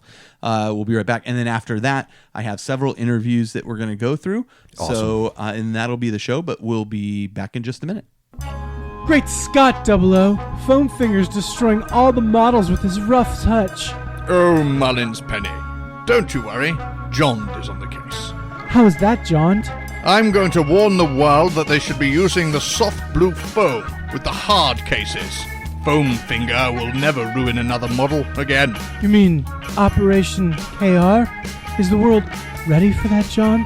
The world is ready. I'll make sure of it. The only way is to spoil Foam Finger's plans. Hard cases with the soft foam is the only answer. You've convinced me, John. Let's move forward with Operation KR. The name's Jond. Jimmy Jond. Oh, John. See? Give 00 John the figures for this mission. Go to krmulticase.com for some of the best storage and transport solutions for your army. Match almost limitless combinations of cases and trays in the KR transport system to suit your personal requirements. Reasonably priced, KR allows you to transport your minis safely to and from the tabletop, no matter where that battlefield is. Hard on the outside, soft in the middle. KR Cases is where John always gets his foam. KR Hard Cases for soft blue foam. All right, and we are back in. We're going to go over kind of Adepticon in 2018, what we thought about it, kind of how the whole trip goes. We've done this each year that we've gone to Adepticon, and so we've kind of got this broken down just kind of in the way that the whole thing flowed for us. So first of all, I'd like to thank everybody who bought a T-shirt from us because it really did help. Thank you very much. Yeah, we were able to cover some of the expenses so far, and for everybody that buys a T-shirt, it's going towards covering the rest of those expenses. But we were able to sell enough to get our hotel paid for at this point, and we're trying to pay off some flights, although Adon got to fly free. So Free is awesome. So, thank you very much for everybody that ordered one of the shirts. If you're listening to this and you're in the UK, those we're just waiting for contact from the individual that's distributing them, and all those will be shipped out. They're sitting in a box already. Justin helped pack all those. And, the least I can do. That is a packed up box. So yeah, skills on Shell's part, getting all those squeezed in. For sure. Yep. And so you have what, XLs and 2XLs left? All we have left is XL and 2XL at this Yeah. point. I may do a reorder of some smaller sizes, but not right now. Yeah. We'll just So get those XLs. Yeah, we'll get. Yeah, I have a lot of XLs and 2XLs right now. And if you wear large, just wash it in hot water. There you go. I may be in the end using them to wash my car. Oh, so It was really cool too, seeing all the people walking around Adepticon. It wearing was. them. Yeah. That was awesome. Yeah. So let's talk about travel out there. You said free is awesome, Adon. Yeah, The way you got to travel free is your wife works for Southwest, right? Yeah. So the bad part of that is you fly into Midway, which is way on the other side of town. Yeah. So I think my Uber costs almost as much as the flight. We'll talk about your Uber because we could probably cover that. Oh, okay. So we'll cover that. That was expensive. Yeah, I'm sure. Yeah. I'm sure. Justin and I wound up on the same flight, actually, which was kind of funny, even though we didn't get to sit next to each other. Yep. But it was funny because we would see like all these people that we knew on the flight. Oh, hey, Seth. What's up, man? Yeah, you're going to it. Okay, great. So we flew out there. We landed in not Midway, in O'Hare, which is not quite as far. and I mean, flight went pretty smooth. Yep. I think you slept through most of it. Oh, it's beautiful. Because I think I was on like maybe 3 hours of sleep just from like last minute painting, and we had an early flight. Yeah, I wasn't. You know, I saw full 8. I think I watched Justice League again on the plane, and Yeah. then we landed. So that was about it. Justice League starring. Gal Gadot, There you go. you know it. And I may have just gone to certain scenes. Yes, I so- know. Yeah. Okay. Oh, jeez. Listen, the scene where she blocks the automatic weapons fire is It's pretty pretty cool. awesome. Yeah. So okay. Right. So travel, I think, went fairly Yeah, smooth. it was- we didn't really have any problems. Although I felt like I hadn't been to an airport in so long because I just haven't traveled much lately. Kid Yeah. and all that. And we go back and forth to LA, but we drive. Right. So kid, easier, have the car. So it was funny. I hadn't flown in a long time. Oh, so I knew it was a problem when Justin's like, should I just park in the daily parking or the hourly parking? I'm like, if you want to no. pay like $100 a day in I'm parking. like sleep deprived. I'm like, where the hell do I park in this place? I hadn't been to San Jose Airport in like 5 years. Yeah. So I'm like, where the hell do I park? Which I fly a lot. So Yeah, I so was now like, I know. I'm I was good. like, even if we had arrived at the airport at the same time, I'd been like, see you later. I'm going through the clear thing. Yeah, he's got all these Yeah. fancy schmancy. Like, right this way, sir. Carl, independent characters, right this way. Not quite. Okay, Well, that's the other thing about if you're flying at an airport where your wife works at the airport, I'll bet that's they get you through the fast line. Very nice. Nice. Yeah. Yeah, not on the other end. Not on the other end. No. And they didn't have clear coming back, so yeah, it kind of sucked. But anyway, let's talk registration a bit. So we get there. We got there Thursday evening, Wednesday evening. Wednesday. Wednesday We flew out evening. Wednesday. Yeah. Right, Yeah, the Wednesday. 21st. Yeah. So we arrive. I go to the GW release Preview thing, thing. which everybody's heard about by Right. now. What they released. The one point I will make. Did you go to that, Odon? Well, no, I had a ticket, but I didn't because I helped with the registration. Right. So right. the one thing I will say that was really funny because I was talking to, there's one of the Games Workshop guys that listens to the show and he does like a lot of the footage and stuff at these things, and he's a super nice guy. He's Duncan's producer. And he made a point of, he knew what all the announcements were, obviously. Oh, right. And there was a gal at the event, and you can see in the video. There was a gal at the event dressed up as a Sister of Battle. Right. And Oh, so right. he knew that the Sisters of Battle. Put the camera on her. Put the camera Yep. on her. That's exactly what he was did. being all stealthy and trying to just film her when they announced it. And her reaction like makes that video. Like Yeah. you could tell she was excited. The funny thing Well, and yours about, too. I'm sure you were just like, oh my god, well, squealing like a yeah. But I mean, the crazy thing was, it was like, Everybody thought it was an April Fool's joke. I wouldn't say April Fool's joke, but like the way they did it was they announced, okay, we did the survey and here's all the information that we got from the survey and we read through everything. And so here's what we're going to do. And they announced one thing and then they announced another like split shipping thing. It was no big deal. They even said, this isn't a big deal, but it's convenient. It's nice. And then they said, and then they kind of like show the fleur de lis, right? And they say Plastic Sisters coming 2019. And everybody in the audience, you could tell everybody's kind of like, are they Trolling us? serious? Yeah. Like It's good they showed the Florida League because like it could have been more Sisters of Silence. people did not react right away. Like they were kind of like, They thought they were getting trolled. And then like GW's like 2019 Plastic Sisters of Battle. We're gonna show you development. I was gonna say and showing all development, along the getting way. Yeah, feedback. that's cool. And then people got like, oh right, let's right. Then they We're got in. into it. So. It's gonna be really interesting cool. to see that range of models when it comes out. How it's. I mean, I think if you look at the Celestine and those two with her, I think you see a concept of what they're going to do. But I'm excited to just see the concept stuff as they go along. And, Yeah, I think this it's neat. is for them a test of, is this how we want to start rolling stuff out? So Right, I think people's responses to that will dictate how they go about And who are we it. kidding? It's New Games Workshop. Those models are going to be, as Brian likes to They're gonna say, be great. sex lit on fire. I mean, they're going to be awesome. Yeah, I'm very excited about it. So it was great. I mean, like that event was great. But let's talk about the registration. So you were helping with the registration. Yeah, I helped Don. with registration, and they You had had said you were going to help do setup or yeah, something. yeah. And I got there, and I got there after I guess they had set up the tables. We were putting all the tablecloths out and stuff, and they had hired a day worker company to come in and do a lot of the heavy lifting kind of stuff. And so I just kind of attached myself to that group of guys. Yeah. And we were tossing around all the boxes of books and cutting the tops off them so they'd be easier to hand out once the lines start going through and doing the bags. The assembly And line for the assembly the line bags. thing. And I think a lot of the gamers thought I was one of the day worker guys. Here's this older Latino dude with the other Latino guys speaking Spanish, just throwing around boxes.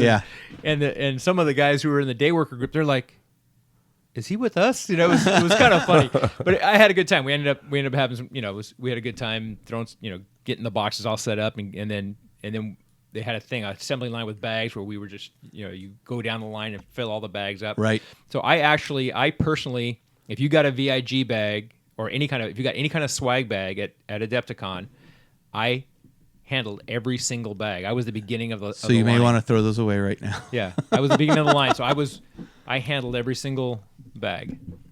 That's cool, man. That's a lot of bags. Uh, It was a lot of work. Carl and I walked up holding beers. We're like, What's up, Adon? how's See it going, ya.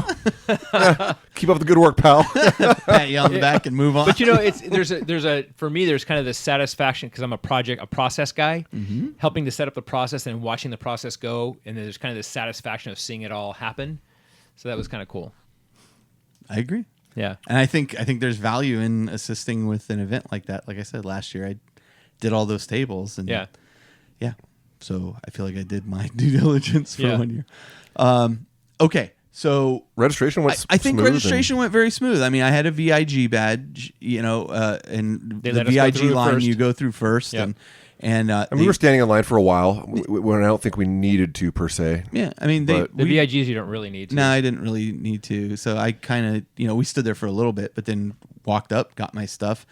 That was a lot of stuff. And oh man, like was a lot. and as they hand you stuff, I'm like, 2 years ago, Matt Weeks had told me you're going to want to bring an extra bag to bring the stuff home, and I'm like, okay. And I didn't bring a big enough bag, and this time I still didn't bring a big enough bag because there was just the Star Trek whatever game it Ascendancy. was. It's the big box games that it's like. Yeah. I mean, Adon and I were like breaking those things down and throwing away all the cardboard and just trying to squish it in. My Yeah, the Guild Star Ball Trek. thing. Yeah, I gave my Star Trek Ascendancy to Johnny from the Overlords? formerly used to the be, yeah, Overlords, used to be, now the Yeah.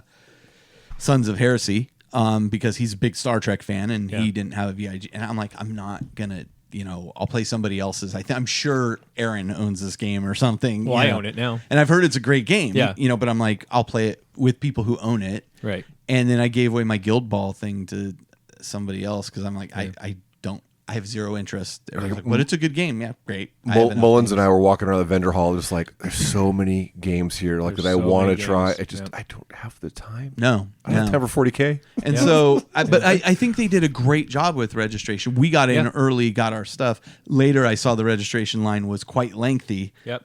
But there was 6,500 people at this Yeah. event. So I I, God, thought it's it really went pretty well. 6,500. I believe so. Wow. Yeah. I haven't heard the official numbers, but I think it was in that area. Wow. So, I mean, it grew from last year. Every year it does, right? They got I it mean- dialed in on how the registration works and how you get to your thing. I got to say the app on I can't remember the name of the app. I have it installed on my phone though. But the guidebook app, yeah, there it is right there. I found it to be very handy. Yeah, because you can set up your own schedule and stuff. I did find out early on that two of the events I had signed up for were canceled. They were both Call of Cthulhu role-playing games, and they were canceled because the GM couldn't get out of the East Coast. Oh, that's right, the weather. Yeah. Right? Because there was a Yep. weather issue, which allowed you to get into the main tournament, I Right, think. probably. Because a lot of people weren't Damn weather. able to get there. All I'm saying is Dave Taylor came from the East Coast, and he made it. So, hey. where was my GM for Call of Cthulhu? But as it turned out, It we'll turns talk out, about that. We yep. got in a good game of Call of Cthulhu. Boy, did Weird we. game, but a good game of Call of Cthulhu. So I found that I was suddenly going to have 8 to 12 hours available time, that I didn't have before. Thankfully, you're in Adepticon, and there's Plenty to do. there's of plenty things to to do. do. Oh my God. So okay, so registration, I think we all felt very good. Yep. Went smooth. Let's talk about the venue, because Adon, you didn't stay I at did that not stay at hotel the- last year. No, I didn't. The hotel Aaron and I attached to the stayed convention down- center. Yeah, we stayed about a block away. Right. Man, that's got to be a pain. How every was day. how was it different than staying away? Like, how did you find? Well, it's kind of nice to be able to go up to your room to drop something off or pick something up. So Yeah. that's kind of nice. The place that Aaron and I were at, I think it's Embassy Suites. It wasn't terribly far away. It was only like a 7-minute walk or 10-minute walk. So it wasn't horrible. In In that the weather. cold outside. Whoa. I Yeah. walked from the parking lot with Drew, like a 5-minute walk, and I wanted to kill myself. So. Yeah, well, it wasn't as cold last year either. That's when true. we were there. That's so, this year it was super Until cold. it snowed us in. Well, that was 2 years ago. Oh, that was 2 years Yeah, ago. That's yeah. right.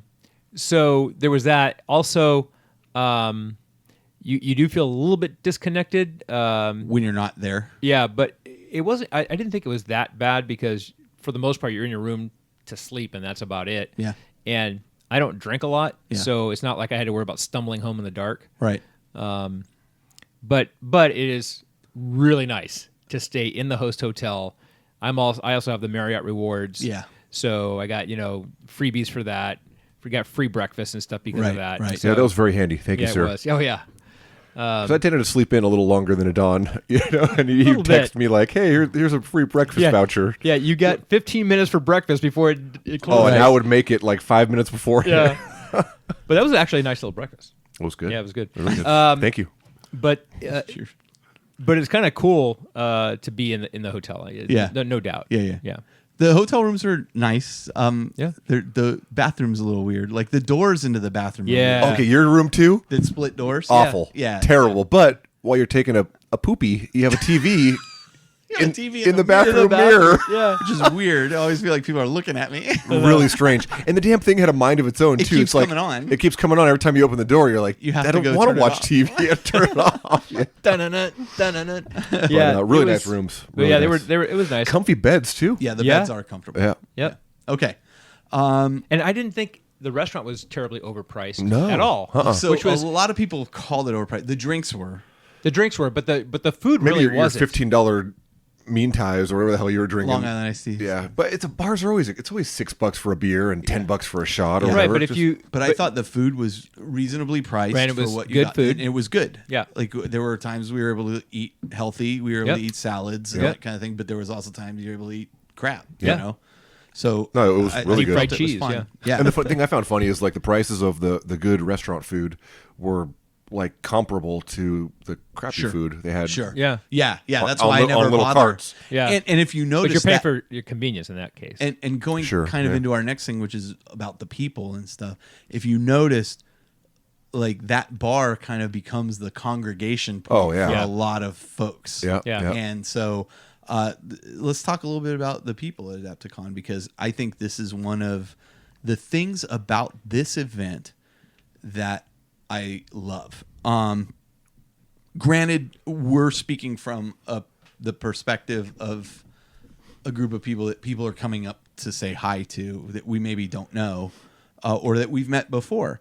That was my first experience with that. That was a little interesting. Yeah, and the interesting thing about this convention was I was determined that I wasn't going to go next year, and I was going to go to Gen Con instead. By the end of this convention, I was like, I can't not see these people again, and I can't not be here. Like, I have to come to this. Yeah. I'm going to skip Gen Con and go to this instead. Cool. Yeah. Like, I think Gen Con is just, for me, as I talk to people who go there regularly, they're like, it's just so big, and it's complicated to get your rooms, and it's complicated to get this. And I was just like, you know what? I've got this dialed in, and it's really what I like to do. and it's more laser focused at the kind of things you're interested in. Yeah. And now that they have some RPG stuff there too. Ostensibly. Yeah. Right. I mean- hypothetically speaking. I mean, the yeah. fact that they branched out Yep. to that, I think, is Maybe really, I'll really run good. something there next Yeah, year. there you go. So, Yeah. so I have to say, like, yeah, the FOMO was strong. Like the fear of missing out Yep. on going to this event was so powerful. I'm like, nope, I'm going next year. The for people sure. are amazing. It's so cool. Yeah, Just yeah. hanging out and seeing people and talking to people and the people you see every year that you get to see again. And you get to see again. And maybe you're only seeing them once a year, but it's Yep. like you pick right up. I ran into like Games Workshop staffers I hadn't seen in like. Dude, the minute we walked in, people were like, Justin, because he's worked in Right. GW and so many people knew you. I mean, a lot of the guys were the regular guys I run into at all the cons and stuff, but Yeah. like, yeah, I saw a couple of guys like Jason Craze from Slow Fuse Gaming. Hadn't seen him in Yeah, you guys talked for a while. decade or Yeah. more. So just a great melting pot to run into old familiar faces. So And it was really cool to see the Warhammer Prime folks there. And the fact that The they're- GW. Oh, yeah, I it's mean, so yeah. cool. Yeah. Yeah, the GW Yeah. Prime folks. And They to see took them that engaged, ivory tower, they blew it up, they smashed it, and It's they're just fantastic. It's It is really good. So again, as usual, like a lot of people came up, said hi. A lot of people were wearing our T-shirts, which It was was so awesome. cool. Was I was really like, excited to I'd see. be like sitting there looking at something, talking to somebody, and I'd get like the, excuse me, I don't mean to be weird, but like, are you? Your voice sounds so. Are you just? You know? yeah, It's just funny. there's That's right. That times- hasn't happened to you before. No. I'm kind of used to. There's times where I'd be like walking down the hall, and I'd see out of the corner of my eye, like the person kind of looking at me, and as we're walking the same direction, they'd kind of like angle towards me. I'm like, okay, here Here it comes. Here it comes. That's cool. Hold. And again, like there's super nothing wrong with it. In fact, it annoys me when people will say, "Oh, I saw you and I didn't want to interrupt you or say No, hi." I'm dude. just like, dude, just say hi. It's Yeah. totally Every cool. single person I talked to was just like So so, friendly. awesome, Yeah. and just like thank you for what you guys do for the hobby, and man, super cool. I would Very just cool. tell people, dude, it's just it's a guy with a mic. We're guys with mics. Yeah. That's Yeah, all. Well, when I went to go buy, I bought a small KR case Yeah.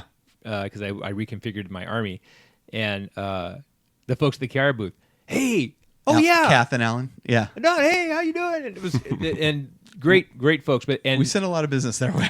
yeah, but it was kind of cool that because when I first started working with them, they didn't know who I was, Right. And I was connected with the show, and Right. I gave my credit card, and they're like, "Oh, damn!" Yeah. So it was pretty cool. Yeah. Wait, they called you a dam? Yeah. That's not very nice. Yeah, right. So I mean, it was funny for me to see Justin Yes. getting reacted to and Justin reacting to people because Don and I have been to this multiple times now. This was, I will say, the first year that a lot of people came up to Adon separately more so than before. In the past, what it has been is they'll come up to me and they'll be like, "Oh, hey, blah, blah, blah," and I'll have to go, "Oh, and this is Adon." Now it was like I would be standing next to Adon. They'd be like, "Hey, are you Adon?" You know. Well, I think at this So it's point, good. I was glad to see that, your faces are out there and people Right. are recognizing the benefit you bring to the show and sure, that kind of thing. sure. So. I think we've been the trifecta for long enough, and the Facebook pictures, people kind of recognize us. Yeah. and- Sure. yep. Yeah. Sure. So, but it was fun to see your reaction. Yeah, Because initially Justin. you were kind of uncomfortable, and I little tried bit. to tell you, people are going to come up to you and And he wanna was like, talk to "No, you. they're not." I was like, "Yeah, they are. You They're watch, going to." you know. No, it was totally cool, and it's not like we were At getting LVO mobbed or anything. at Like, LVO, I'm walking around the whole time going like, "Hey, there's dude from Spiky Bits, and there's dude from this, and there's dude from that." Like the whole There's- there's time. there's you many know? award- and I many walked up award-giving and days. shook hands like, "Hey, man, good. I like what you do." And Right. yeah, Fun. Yeah, Yeah. It good was, times. It was funny because I was standing there while you were talking to your buddy. Craze. Yeah, and Rob Bear's like, "Have we met before?" I'm like, "Yeah, dude, we've met before. Like, we played at the Adepticon Titanicus thing." And he's like, "Oh, what's your name?" I'm Carl from the Independent Characters, and he's like, "Oh, shit, yeah." Like, Yep. Oh, that guy. Yep. Yeah. I thought I funny. recognized that ball cap. So, listen, I mean, please, if we're at an event like this, feel comfortable coming up and talking to us. And the more uncomfortable you make Justin, the better. Like I was that uncomfortable, man. No, I'm just teasing. It was a little weird hearing the word starstruck. That was a little weird, but But I mean, the funny thing was, Well, I I remember, didn't, I didn't mean to say that, but I just I you were a little drunk. That's how You I had- felt. Yeah, I one too many Long remember Islands. talking to Ed at Forge World. Like we would chat online back when Right. we worked at Forge World, and he would be like, at one point he goes, "Man, I feel like I'm talking to a rock star," and I'm like, "What are you talking about? You're the guy that works at Where's Forge Forge World. World? Right. I'm talking to a rock star." That was really cool because I was talking to a couple of the Games Workshop guys, and they're like, oh, so I was listening to you on the podcast, and what do you do with your Dark Eldar army? Like advice, and I'm like, this is really weird. I'm kidding.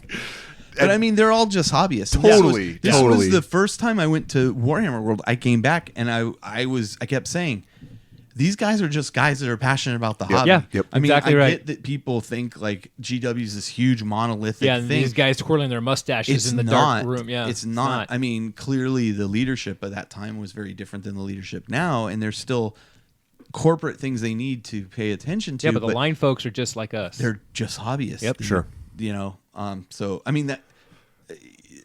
You know, there are literally GW employees who are like, I got back into the hobby because of you, and now I work at Games Workshop. Yeah. And it's like, oh, okay, wow, okay, you know, That's awesome. So it's just everybody is just people, whether it's us, whether it's Them. people from Yep.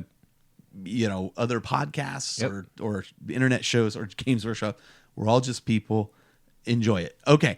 So I think the whole reason I like to go to this event is socialize. I feel like I got my socialization quota met. Yeah. I felt like So I had good. a lot of fun. Todd and Doug, yeah, those two alone are enough to Well, I mean, talk your ear off. the other thing is going there, like we have such good friends. Like Yeah. you haven't hung out much with Todd and Doug, but Todd and Doug, like I've gone and stayed at Todd's mom's Oh, place. I was able to hang out, with those guys. It was super fun getting to know Yeah. those guys better, talk with them, and Mullins and the UK boys, Yep. Johnny and all them, Yep. Yeah. Brendan, yeah, a lot of fun. We did talk a little bit about the GT earlier. They already did that, The it's not a GT. They call Singles. it the, Championships. the championships Yep. event. You know, and I said, you know, this is just like I couldn't be less interested in this style of play. And every time I go and I see it, it kind of reinforces for me. I mean, just walking around the tables and looking at the armies, I'm like, yeah, this is not for me. Let me find somebody who's going to do some kind of narrative thing or something. Right. And that's one of the powerful things about Adepticon is how many different ways are there Yep. to play 40K there. The gentleman gamers and their narrative stuff that they were doing, and There's I mean the 100 Horus different Heresy, ways. the Horus Heresy room with the narrative. Did you see the Istvan board that they had in the Horus Heresy room? Yep. That Horse Heresy room had me like It's amazing. had me really motivated, but They then I just really go, took the 7th terrain. edition rules. I sat there and watched games, and I'm like, oh, I don't miss that. They I don't really miss that. took the terrain and everything Yeah. to the next level. really did. Amazing. Yeah. The hobbyists were in that group.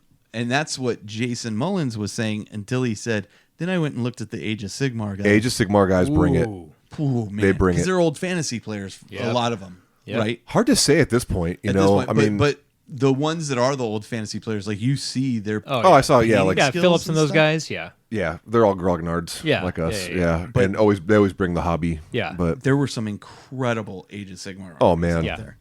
and on both ends too. I just think I would agree with the level of hobby in the AOS, in the Age of Sigmar, and the 30K. The Horse Heresy was definitely better. Yeah. I would say. Yeah, On not to on say balance, that. yeah. Not to say there weren't some amazing 40K. Oh, there were. armies, but but this is the other thing. Like I think one of the first times we went to Adepticon, one of the things I kept thinking was, you know, you see good, well painted army after well painted army after well painted. After a while, you get like numb to it. And You get kind of numb. and then when you see one that isn't well painted, it really stands Sticks out. out. yeah, I would agree Yeah. with that. And you kind of feel bad because you're walking amongst tables and you're like checking one out, and then you walk next to the next three, and you're just like, Nope. I feel like what was it, Madeline Kahn in History of the World, where she's You're like, showing your nope, age. Nope. Yes. Nope. Yeah, yeah. yes. Right. yeah, you feel bad. But there's so much to take in. It's so much to see. Like if you haven't gone, just do yourself a favor and go. It's awesome. Yeah. Yep. So I mean, there's Zone Mortalis. There's the combat patrol stuff that you were doing. Yep. All the up and coming games too, in the vendor halls. Yeah. all the European companies coming out of nowhere with crazy displays set up, and I have to admit, I went in there looking for models and things for D&D, Right. Because I was like, I don't need to spend any more money on 40K stuff. Sure. I ended up spending a little bit, but I was looking for D&D stuff, and then we saw the Architects of Destruction. Oh, yeah. If you haven't, if Which you're, one was that? So if you're into Dungeons and Dragons, or quite frankly, if you're into Zone Mortalis, Yeah. you may want to take a look at Architects of Destruction on Facebook. Yep. They have a Kickstarter coming out soon, and they are doing. So they're the second company from the Printable Scenery Company or Printable Terrain. I think it's printable scenery. Okay. something And- 3D printed. And it's all 3D printed stuff. And now what they're going to do is they're going to basically Print the stuff for you. mold injection Yeah. print this stuff for you. and I'm going big on this Kickstarter. Once So they, it's like- once they can get that stuff So where it's it a lot doesn't have. like it's a lot like the Dwarven Forge stuff. Yep. But it all locks together, kind of like Legos. Yep. It's super cool. Is this the board that you showed me that we were looking at? Yeah. Yep. Okay. Yeah, amazing. So Really I'm like cool. Yeah. super in on this. That was really cool. I mean, Yes. I was kind of looking at the like the D&D tiles, kind of like, okay, cool. But once the 40K buildings that clip together and Yep. modular, Yeah. oh yeah. Yeah. So I mean, there's going to Cool. be, assuming the Kickstarter does well, he may branch into other areas like that. But he had a prototype there, that 40K building. It looked Yep. It was sweet, sick, man. dude. Yeah, Yep. really cool. So yeah, definitely take a look at Architects of Destruction if you haven't. And like I said, their Kickstarter is going to be in May, so it's right around the corner. Cool. And like that guy's a Bay Area guy. He's out of San Yep. Francisco. Yep. Super nice guy. Really? Yeah. Huh. Like I kept trying to give him money. Like I was literally like, I will write you $1,000 check right now, and he's like, oh no, I can't take money yet. You got to wait for the Kickstarter. Blah. I'm like, okay, cash it is. You know? And he's like, no, I can't take your money. And then I kept bringing people over to look at it. Yeah. And every time I'd bring him over, I'd go, this is a guy who won't take my money. Like, he's too good for my money. That's crazy. He's literally there, just nothing to sell, just promoting you. and just getting Yeah. people's. And they were at Gamma and stuff. Right. So Cool. It's gonna be big. I'm sure he'll do just fine Yeah, I think so. with the Probably help of I'll Carl buy back alone. yeah. But yeah, I agree with you. And in the past, I never had interest in checking out like demos of other games or anything. But I played a demo of Dark Age, Yeah. or rather, sat with. That was cool to watch you guys play that on So it the, was Dave Yeah, Taylor and Dave his friend Taylor. in the Lisa. lobby. Yeah, on a playing glass it. table It with- was fascinating though. Like Yeah. it was very interesting game, and I was like, okay, because I had got the starter box. I'm like, hey, I'll use these models for something else. Now I'm like, maybe I'll pick a little Dark Age faction. Well, that's the great thing I think about all the skirmish games that are up and coming. You know, Yeah. is because 40K, as much as we love it, and as much as like Games Workshop's coming out with all these different ways, combat patrols, Yeah. whatever way to play, it's still for the most part a big scale game, and you have all these different skirmish games that are, Yeah. you know, you just got to get your brain to remember all those rules, and Yep. but Yep. it's low commitment. You need It's low 15, commitment. 20 models, and you're Yeah. in. Right. Exactly. And you know, That I mean, Gladiator game caught my eye. what Those models, is it? Arena Rex. Arena Arena Rex. Rex, yeah. Those models. I actually have models from last year. they're incredible, but they look so delicate. They are too. very delicate. Oh, yeah. They Yeah, are yeah. very, very. The other friendly. thing I forgot to mention in the people section was I wanted to talk a little about Dave Taylor and Kat and Caleb. Like we saw Kat and Caleb there. From CK Studios. We spent a bunch of time with them. Yep. So Dave Taylor, which by the way, you'll hear an interview with him later this episode about his Kickstarter, which only has like 3 days left by the time this airs, because we're late getting it out. Dave and Sorry. I talk once a year or so about the Nova Open Charitable Foundation. Sure, yep. He's a great guy. We meet at Adepticon every year, and we always say, "Oh, we should spend more time talking." We just never do. So I was sitting with Kat and Caleb. We were eating lunch. Dave is sitting behind us. I have a bag that I bought for my kid down in the hall, Right. and I say, "Oh, Dave, you know, if you're going to be here a bit, I got to run down to the vendor hall with Kat and Caleb. I'll leave my bag here. Is that's cool with you? And then I'll come back. We'll hang out and chat for a while." And he's like, "Yeah, sure." So I leave my bag there. I go with Kat and Caleb down to the vendor hall real quick. We look at what we wanted to look at, and then Caleb starts looking at, well, what model should I paint for this thing? And we go over to like scale. You guys went to 70. the Reaper. We go first. We go to Reaper. Yeah, then we go right. to scale 75. And Right. and it was interesting to see him look at the model and say, "Okay, so here's what I'm looking for this class that we're going to do because I want to do these yeah. techniques." And he's like, "Notice how this guy's head is down. Like that's going to be hard to get under the A lot of chin." the stuff you would never even. that I'd never Right. considered. Yeah. So we kind of talk about. Then he gets a call from his wife, so he steps away, and Kat and I are kind of looking at the models, talking about it. Then we go to this other thing, and we're looking at that. And then we go over to the Architects of Destruction Right. guy, and then we're looking at the Creature Caster thing. And then I'm like, "Where's my bag?" And then I'm like, "Oh my God, Dave! Like it's been an hour, Oh, no. and I've been gone." So I run back. I run back to the bar where Dave is. He's sitting with two guys. And I go, "Dave, I'm so sorry. I got caught up in the vendor hall." And he's like, "I was just going to sell your bag." I go, "Well, listen, I see your beer is empty. Let me buy you a beer. Let's hang out There and you go. talk if you're willing." He goes, yeah. So he gets a beer. I get a Long Island iced tea. Uh-oh. We start talking. And Dave and I got to tell you, like, I've always thought he's a gentleman and a super nice guy, but he and I hit it off like really good. And it apparently gives great massages. We were Apparently, talking. as I heard. We're talking about family stuff. We were talking about just like how to Yeah, make your yeah. wife, blah blah blah. You know, next thing I know, like 4 hours has gone by. I'm maybe 4 Long Had you Island. been there 4 hours, Yes. dude? Because I walked up at one point and we stayed there for That's another. what I'm gonna say. So I'm 4 Long Island iced teas into this. We're drunk talking to each other. Justin comes up with Drew, I think. And you're Oh, like, it was that night. and you're like, was it that night? You're like, oh, can we you mind if we sit down? And I'm like, no, sit down. And you're like, you sure? Because you guys look like you're really involved in the conversation. And I'm like, no, sit down. Next thing we know, we had like 12 people around the table. Yep. Dude, I was so drunk that night. I didn't realize that you were that schmammered. We had been there for hours just talking. So I mean, and that's like, it's those kinds of friendships that Totally. you develop Yeah, with this yeah, kind yeah. of thing that Yep. I'm just like, it was awesome that we finally got a chance. But to Adepticon's not just all about rolling dice and painting models, but it's about the camaraderie and talking about and- rolling dice and painting models and Right. and he Oh, yep. was like, Yeah. and he was like, oh yeah, I'm gonna play this game of Dark Age. You want to see it? Yeah. And so he messaged me, hey, we're over here playing, blah blah blah. So I mean, just just great experiences all around. So that's how that night started. That's how that night started. Okay, because I know how that night finished. I don't really. Oh yeah. Was that the night Drew was really Yeah, drunk? collapsed in our. All right, keep going. Well, no, because I was, it was pretty late, and Justin comes in and basically goes, bum bum boom, I hear it, and basically he face plants into the other bed, and I was like, oh okay, and then someone else face plants. I'm like, who the hell is that? Onto the couch. Onto the couch, right? And then the dueling chain swords and then start. and then the dueling chainsaws for the rest of the night was pretty snoring. funny. That was Yeah, funny. oh, The next yeah. day, you're like, Justin, you don't snore when you're not drunk. When you're drunk, you snore a lot. I'm like, maybe I was dying. Well, yeah, because if you've ever been around somebody who snores a lot, sometimes there'll be this period where almost They stop breathing. They stop breathing. You're like, oh shit, is my CPR card valid? At the end of the day, if I was to die in that bed, I wouldn't have. You wouldn't have. Any other place, man. I'm good. That's just Adepticon, surrounded by friends, full belly, Crystal would have never poisoned forgiven us. liver.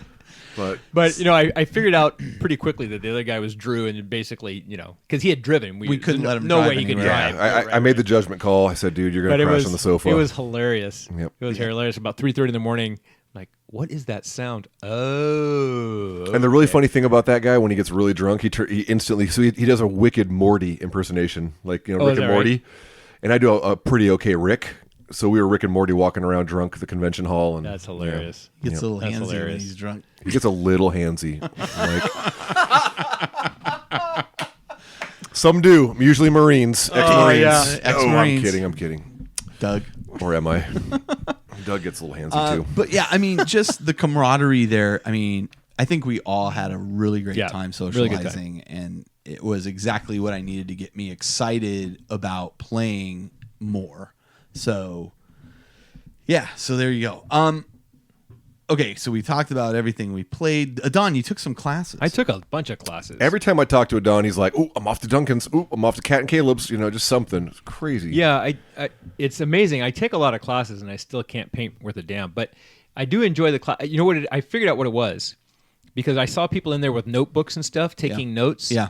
And I realize it's because I'm old. I don't remember anything the guy says after I'm done, and that's why I can't. Well, that's why I like the CK Studios class because they gave us like those handouts. handouts, to yeah. have, and I'm like, Yeah. oh, good. Yep. Helps. Yeah, I took a class with took 4 classes with Duncan, fast army painting, power weapons, power armor, and shading. And then the restraining order kicked in. The training Right. kicked in.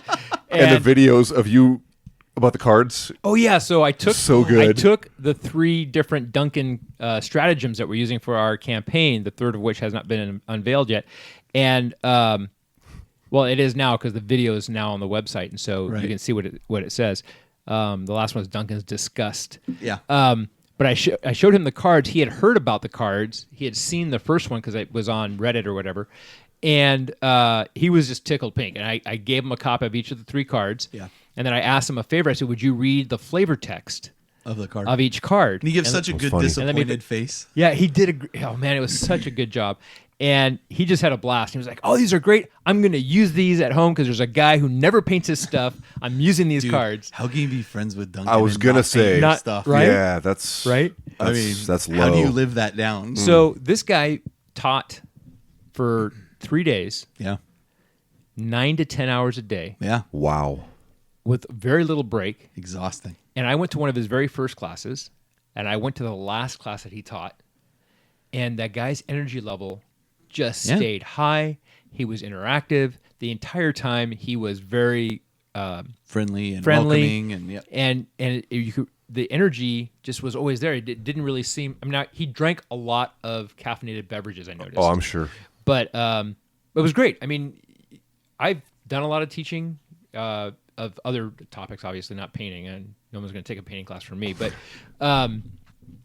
it's hard to keep your energy up for extended periods of time. You're doing multiple days of teaching. And he did a fantastic job with that, I thought. And he's also quite the diplomat, because in the power weapon class, it was this thing where you're supposed to use layers to kind of get the idea of the power weapon. And he's going around going, "Oh yeah, good job." And he gets to mine. And he looks like he goes, "So these techniques take a lot of practice." Oh man! Listen, your power weapon, honestly. Like, and I bad. don't mean this. Sorry, no, it was not. It was a great first approach to it. Yeah, and I don't mean that condescendingly. Like you could see, and I got the concept. you have the concept, the down. concept, It just takes a little bit more blending. That plague bearer you did though looked the plague bearer was phenomenal. awesome. Yeah. The shading class, he did this. Even though I threw shade your way, I didn't mean to. You did. Oh, He's like, yeah, but it's hard to mess up Nurgle. Hard to mess up Nurgle.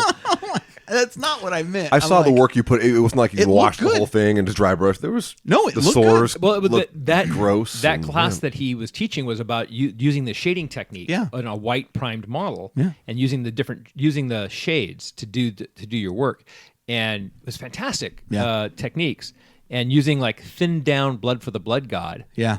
To do different things, and it was just the really cool techniques that he came up with. It's the beauty of classes, like even if you take away one little thing from it, it's just all arsenal to add to your repertoire. For sure. Yeah, and then I took a class from CK Studios. Yep. Cat and Caleb. And again, he was teaching this class at 10 o'clock at night until midnight. Poor Cat Wow. and Caleb. You want to talk about a guy that was constantly teaching as well. And he was not teaching. Like we're having lunch, and he's like, "So I have an idea for an next class. What do you think?" Yeah, like, I know, just right? Go. And Crazy. it was that class was about speed painting power armor. Just what you need. Right. Yeah. And so it was kind of cool to using techniques, and the equipment they had was equipment that other people have been using all day long. Yeah. Multiple classes, so a lot of the stuff was pretty hammered. Or But not you cleaned out before you guys got Right. there and that kind of thing. But we were still able to get the techniques down and stuff, and it was really cool. And I pulled away a lot from that class as well. And so yeah, good job on all that stuff. Vendor hall. I mean, we kind of touched on it a man. bit. Great vendor hall this year. Oh man, Lots of variety, lots of new things. Yep. Creature Caster. It was great to see them there. We kind of already talked about that, but I got what I needed out of them, so I'm happy. I mean, I with funded the model I last got. Kickstarter, so I still have 4 of their demons I need to paint. Yeah. So I was like, I was tempted. I wanted That to buy some scale things, 75 stuff. but looks good. The thing is, Models and the paints. I'm not the kind of hobbyist that like I'll paint a bust just to have it on my shelf. So the busts don't interest me, but the models are so But fantastic. have cool, you though. tried to do one? Well, no, but I have no interest in painting. But you might, if it's just a different medium, you might try to paint a little Space Marine head or something. But here's my point. I love their models too, but I feel like if I'm not going to use it for something, I'm not interested in painting. spending the time on it. Yeah, I'm much more about painting models I'm going to play with. Functionality-wise, yeah. Well, the other thing I thought was really cool about But I see the appeal. I See, I had it's the not direct for me. opposite motivation when I went to looking at all the crystal brush stuff. I'm like, Yeah. wow, I want to start painting for display. Oh my God. And of course, Kat and Caleb were like, do it. Just got to take some Ritalin and ADHD medicine. And I like the way they placed the vendor hall there. I like how as you walk in, you have the vendor hall in the center of this huge space, and on the right-hand side, there's a bunch of 40K tables, and on the left-hand side, there's a bunch of other tables for other games. Star Wars Legion. Yep. And Bolt Action, and they were doing the Game of Thrones stuff over there. But it's just kind of cool because it's like right in the middle of everything. Yep. So you really feel like you're still in the middle of a gaming hall. Yeah. Even while you're in the vendor hall. I don't know what it was about it, but it's different than it is at other cons. Mm-hmm. And I really like the way. Yeah, because usually it's just segregated it feels away. like it's segregated. It's its own room. Well, the first year that I went to Adepticon, it was in a separate room. It was in the old place. You walked down the hall, and it was on the right-hand side. It was all separate because I ran demos for Zombie Smith. That was all at the weekend. Weston? Yeah. Oh, right. Yeah. That's right. It was in its own area. Yeah, because I was in that. Yeah. I was in there the whole time running demos. Yeah. So so I really like the way they place it there. I think it gives it a really cool vibe. Right. Well, man, like you said, Justin, there's just so many games there that I'm so entrenched in 40K. For me, even stretching to Age of Sigmar is a stretch. That's where I'm at. And, Yep. and now there's this stupid Dark Age that I'm like, well, it's just a skirmish game, right? Yeah, right. And I'm like, "Argh." I sat and watched a couple. I think it was the actual day of the singles championship when I left the tournament. Went over there and watched that game, and I'm like, man, I got to get into this. It looks like a lot of fun. Which one? Shadespire. Oh, Shadespire. Shadespire. Yeah. Just looks like a blast. It is. We'll have to play. These guys- I have a painted set. Oh, yeah, you do. Yeah, you do. I need to clear up like 30, 45 minutes to paint those 5 models. Yeah, well, and now I'm kind of committed because I have those first 4 factions. Now I need to buy the newer factions and get them painted, right? So it's like keep a So, okay. Other things we did the podcast dinner by Teras from Geek Nation Tours, which was great. You did not go this year, Don, but Justin and I went. Right. I was playing Car Wars. They had about just as many podcasters as they did people on the events there that now. So it was a bit heavy on the podcaster thing, I felt, but it's fine. I got to socialize with a couple people. I met a couple people that hadn't heard of the show. I gave away a couple T-shirts. We had a great time. We made some friends. It was cool. Teras is such a gentleman, and if you haven't looked at Geek Nation Tours, you got to take a look at Geek Nation Tours. Yeah. We got an interview with him coming up too that you're going to want to listen to. Cool. And next year, he and I are going to try because he's big time into. Oh, what's the game he's into? I have it. Frostgrave. Oh, right. And so he's like big time into Frostgrave. So he's gonna show me how to play next year when we go out there. Oh, cool. Which I have the rules. I've just never played it. So If I go, I'm down to join you. awesome. So that was a lot of fun. We hung out at the bar a lot. As I said, the Call of Cthulhu games got canceled, but Matt Weeks was nice enough. That was so awesome. So there's normally a kind of after party we get invited to, which is kind of nice that we're included in that group. And this year we ended up really not going up to the after party, and what we did was Matt Weeks, because knowing that my Call of Cthulhu game got canceled, and he said, I'll make it up to you sometime, was like, hey, what if because we were playing some board games initially. He said, what if I run a one-shot Call of Cthulhu game? I'll just print out the pre-generated characters and all this. So cool. And so he ran it for us. And Kings of Tokyo got packed up real quick. And we all got some drinks. And Justin had never played a role-playing game, let alone Call of Cthulhu. I had played Vampire the Masquerade once when I was 12, and was Right. like, what the? Because I was still playing 40K back then.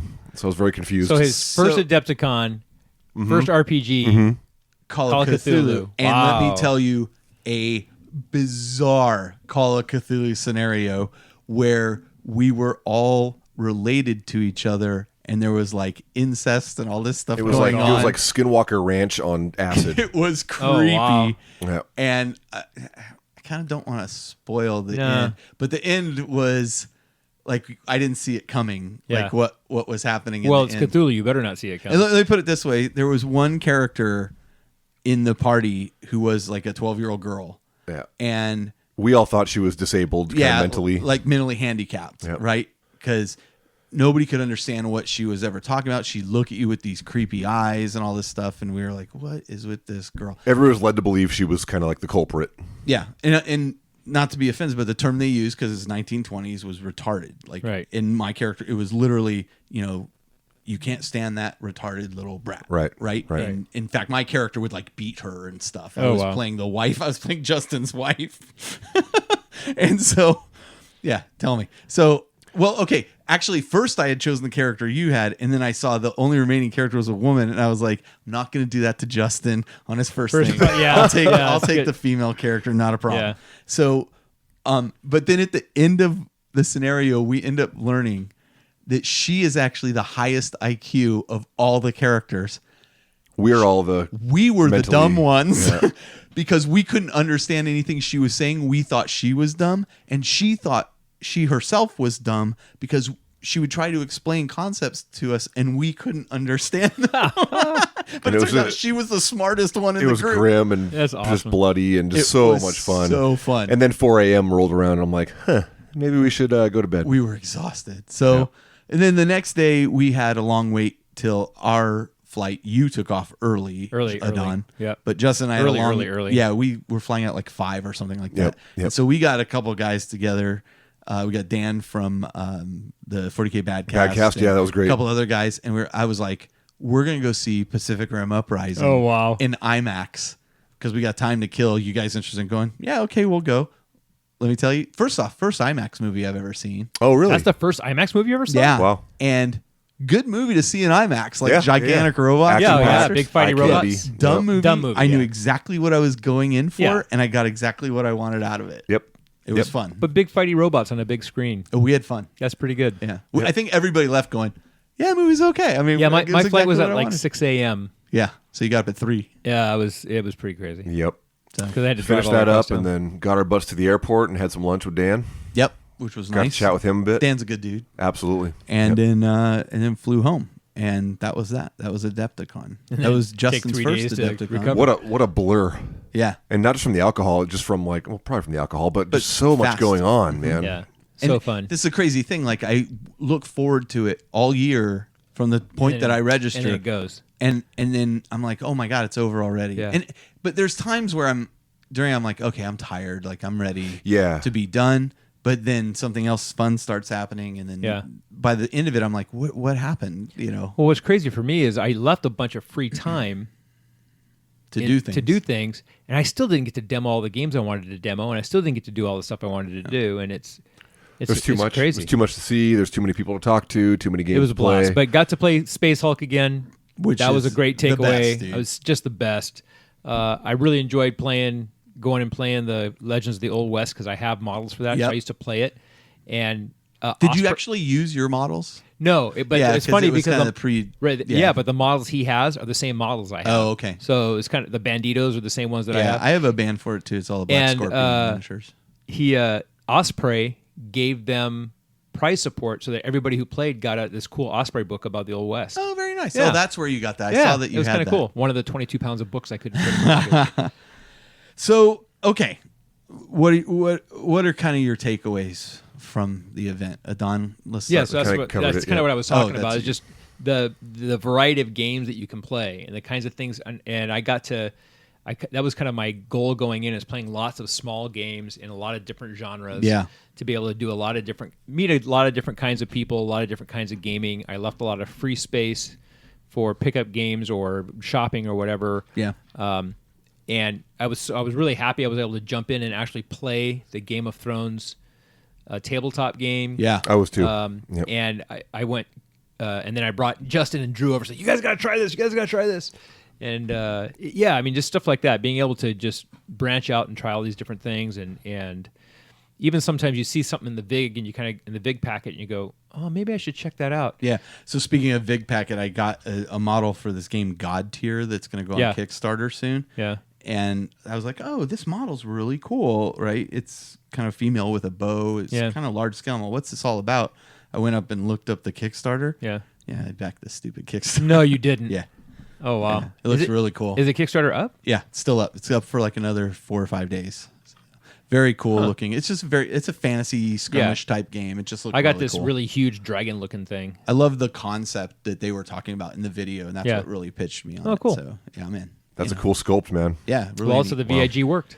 Yeah, the VIG bag was just insane. I mean, my takeaways were, I was bummed the Call of Cthulhu games got canceled, but Matt really kind of made it up to us, and we had a great time. And Matt is just like the coolest dude I know. Next year, I think maybe I might run something Cool. just to be fun, either Call of Cthulhu or honestly, I don't know, something else. Like I kind of want to get a little more involved next year, maybe just a little bit. I'm definitely also going to hit up Nova Open next year. So Mike Brandt and I have been talking about coming out to that Cool. for a long time. Yeah, I was supposed to go to Bug Eater GT, GT. and I had to back out Yep. this year, unfortunately. But yeah, Campbell McLaughlin from the 40K Badcast, like he really loves Nova Open. Yep. And he's between Mike and they've really kind of sold me on checking it out. Plus, it's out in Jeff's neck of the woods. Yeah, so that'd be kinda cool. I'll There you go. hook up with Jeff. So. because Yeah. NOVA stands for Northern Virginia. Yeah, right. Right. Didn't know so, yeah. So again, like I was thinking about going to Gen Con instead. Not going to do it. I'm going back to Adepticon next year. Yeah, Can't baby. miss it. Can't miss Yeah, it. once you get that little bug in you, huh? Yeah. It's there. And I'm telling you, Justin, I mean, I remember a time when Jeff and I started this show and we were talking about, oh man, that'd be cool to go to Adepticon. Yeah, you know, all the way to Chicago, that's a long way, and we'll never go do that. And the next thing you know, it's like, yeah, this is my 5th or 6th time going. And Awesome. I've gone to Warhammer World 5 or 6 times. I mean, it's just like things I never thought, like the things that seemed so difficult and insurmountable are really not. It all comes down to planning, yeah. Yeah, it's just planning and preparation. Find that damn plane ticket and the rest falls in line, right? Yeah. So, yeah. I mean, all right. Well, let's what were Justin's What takeaways? about my takeaways, Oh, Carl? I thought Do I get takeaways? He I took like them away. takeaways. You get My Carl took 'em away from you. got taken. You get the final word. My final word, 2 things. Obviously, the people. Just talking with everybody. My throat hurt. I was talking so much. That was the biggest thing. And just the friends and the camaraderie, number 1. And then second, I would say kind of learning where I'm at personally in the hobby. And learning where I want to refocus myself. And for me, that's really on hobby. And a little more narrative play than the more cutthroat competitive, because I think who knows, maybe I'm just too old for that. Maybe. Such a dad. Your other point, I really want you to hit on the revitalization part. You already said it. Yeah, I think I said that a couple times in the show. Reiterating. But yeah, for me, I've always found that when I go to like conventions, tournaments, big events like that, I get done with it and I don't want to see a model or pick up a die for a long time. I just need like a month cleanser of just whatever else, right? After this, I felt energized. Yeah. You know, and I came home and I'm looking at my models and still wanting to play instantly. Like I didn't need any cleanser. It was just it hyped you up. it hyped me up. Yeah. I think we all felt the same way. Yep. Which whether that's Which is Adepticon good. or I needed that jump start. There you go. Right. Like I needed that, and now I'm like, okay, gotta get these. Yeah. You know, clear. Yeah, I was gonna say it was like the third totally. day. Justin and I were standing next to Carl. Clear. Yeah, for sure. All right, His hobby's revived. Let's take a break. We'll come back, and actually, what's going to happen is we're going to launch into a series of interviews, Yep. and then we will be right back and close out the show. Hey, this is Big Nasty B from Life After the Cover Safe, and I'm at a mall talking to strangers about Table War. Table War develops some of the most innovative products for the miniature wargaming and hobby industry. And I develop pictures. That's great. They develop things like the Fat Mat. Who's Matt, and why is he so fat? Well, first off, Mat is not a person. The Fat Mat is a tabletop gaming surface, and with over 40 different designs, Table War's Fat Mat has become a community standard. I got a Surface Pro. It's like 10 inches. By the way, I'm meeting my friend Simbon. Do you know what that is? No, but I do want to tell you about the Table War Tower case line. Oh man, towers are so huge. Well, it's not that kind of tower. It's the original modular, all-in-one display, storage, and transport system for all your tabletop miniatures. Wow, you're really smart. What's your relationship status? Well, it's complicated, but you know what isn't complicated? Chili dogs. This is true, but also the Macromat. Oh geez, not that guy again. The Macromat is a one-of-a-kind, innovative photography backdrop, perfect for collectibles, hobby miniatures, and small works of art. Its durability, portability, and functionality in one inexpensive product. I wasn't paying attention to what you just said, but do you validate parking? No, I do not. But if you want more information, head over to tablewar.com and check them out. I am now here with Dave Taylor. How's it going, Dave? Not too bad at all. How you doing? Fantastic. I've recovered from Adepticon, from the cold I gathered there, as well as the multitude of drinks that I had there. So I'm feeling much better. There were quite a few to be had, definitely. Yeah, I think one of the highlights of this year's show for me was honestly just getting to sit down and talk with you for quite a while. We generally talk couple times a year, and then Adepticon this year. After I remembered that I had left my bag with you after being gone for an hour, I think that was, to me, one of the highlights was we just started talking about not just gaming, but life in general and everything, and drinking. Next thing I knew, like 3 or 3.5 hours had gone by.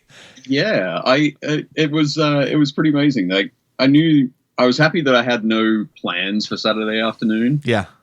and it was really lucky that I had no plans at all, because when we sat down in the bar and we just didn't move for such a long time. It was awesome. It was great to relax. Really couldn't believe how much time had just flown by. Next thing I knew, we had a huge crowd of people hanging out with us. So, I mean, I think to me, I think that's one of the best things about it now. It's become such a, seeing people that you haven't seen in a year or so and hanging out. But I had a great time. How was the rest of your Adepticon? I really can't remember much of it. It was on Saturday, but no, it was great. It was it's always a good show. I love it, and I love it particularly because of that. Because I've been going. This was my 12th year, I think. So getting to just catch up with people that you see each year at Adepticon and have fun with, and you might be friends with them on Facebook or something like that, but getting to catch up with them in person is always really good. Yeah. But I got to do quite a few things, help out Hank with some of the Star Wars Legion stuff. Yeah. Friday. That's the thing that I think a lot of people took notice of this Adepticon was that Star Wars Legions, and I can't. I've got so many other things going. I just can't. I hear you. That's fine. No, I've got my set, and I've got to put aside. I will definitely work on it. The things like the stormtroopers are so quick to paint. So it's almost criminal not to get stuck in. But so I helped out with that. I was excited to help out with the 40K team tournament paint judging. Nice. On the Saturday. That's one of the things that really first attracted me to Adepticon was the 40K team tournament. Yeah. And I think it's probably the same for a lot of people. But getting to go around and having a look at people's armies and seeing how much, I guess for a lot of it, because we were talking with them about paint and theme, to look at armies that where people had created the story first and the armies came after that. And then the people who had created the armies and put them together in a sort of fairly aggressive fashion. Yeah. And then present their story, and I say that in air quotes. I could hear the air quotes. So I think so that was really cool to sort of see that mix of things and see the cool armies that people have put together and the conversion work that they'd done and the paint jobs and their enthusiasm for what they were about to do. Which was awesome games 40K. Yeah. And I think the other interesting thing to me was in the VIG bag I got the Dark Age starter set, Path to Glory, which was something that I had not really expressed much interest in before, but now after watching you play a game and kind of walk me through it, I'm pretty interested in it, which is just what I don't need. But but I mean, small skirmish level type thing. I think that's doable. I don't want to get into anything named Legions at this point. So, Warband. Yeah. Warband. Yeah, exactly. So one of the reasons I wanted you to come on the show was I wanted you to talk about your Kickstarter, Armies and Legions and Hordes, which I have funded right away. I've seen it's been very successfully pledged to date. We have, as of the time of this show's released, you have about a week left to get in on this. But can you explain to me and to the listeners a little bit about what it is I've backed here, and and what your expectations from it are? Sure thing. Basically, it's a book. I'm putting together a book. The book is, at its core, is essentially project management for toy soldiers. So we all, and I'm sure this happened to many of your listeners, we all get excited about a new army, and we go out and we buy a whole bunch of miniatures. We're really excited. We get that sort of that rush of purchasing the plastic crack, and we get home and then we're kind of not sure where to go from there. Mm-hmm. We know we've got to put the models together, and we know we've got to paint them, but it just seems like an enormous task. So the book is going to talk about all the aspects right from the start, from before we buy anything, right from that inspiration moment where we go, oh, this is what I want to do, through to sort of completing an army, reaching that sort of that successful point Crossing where you go, the finish line. This I was thinking, this is what I envisioned when I first started this project. So I want to talk about a lot of those things and a lot of those processes, things that have helped me along the way. Okay. So yeah, that's the main focus of the book. Okay. Do the words Kanban ever get featured in it? They will. Okay. All joking aside, you have a long history in this hobby of putting together armies that are thematic and you're kind of known. You're a little too humble to admit it, but you're kind of known for making very thematic, very well painted armies. And it seems like you're kind of leveraging a lot of that experience into displaying how different armies kind of went from sprue to tabletop or sprue to beyond tabletop in most cases here. Pretty much, yeah. I've always loved painting armies, and I can't remember who said it, but somebody said it in the past. It's basically like models look better with friends. Mm-hmm. So you can have a really cool looking miniature, but when you put like 10 other really cool looking miniatures around it, that's even better. Yeah. You put 100 on the table and like, that's really cool. You know, that was never more evident to me than for the new, the Sigmarites from Games Workshop. Like when I first saw those models, I was like, meh, you know, I'm not super excited about them. When I went to Warhammer World and saw their display of them with all of the various units and everything all together, I thought, oh, that's actually really impressive looking. Yeah. Exactly. It's that thing when once you've got 100 or 200 of them on the table, it's such a wonderful impression that it can make.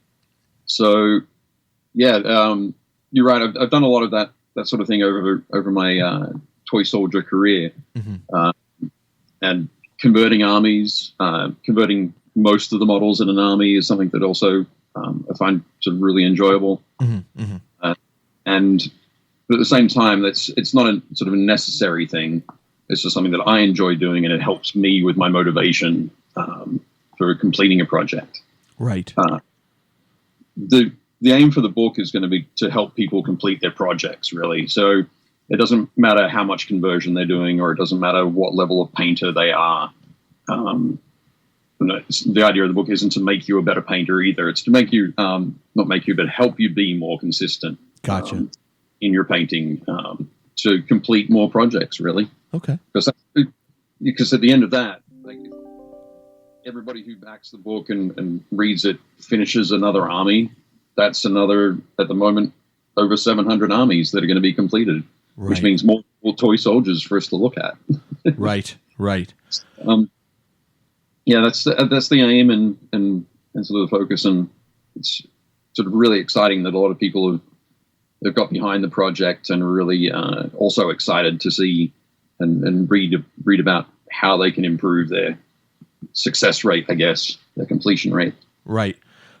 So it looks like it's successfully backed already. So and you actually have a little PDF, like an 8-page PDF there that people can see kind of what you're envisioning and such. So I'd highly encourage people to go to your Kickstarter and look for it. And I'll put a link in our show notes directly to the Kickstarter. What other aspects of the book is the book anticipated to be hardcover? I know you have a digital version. Yeah. I always sort of pictured it as a hardcover book, just something cool you can have sitting next to your hobby area, or heaven forbid on your coffee table, or whatever it might. Right next to my Imperial Armor Masterclass books. Sure, that would be awesome. That'd be really nice, actually. That'd be cool.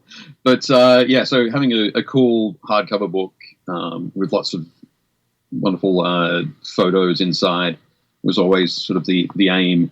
So having that, but I know that people like to sort of take their tablets with them different places. So a digital version was sort of always on the cards as well.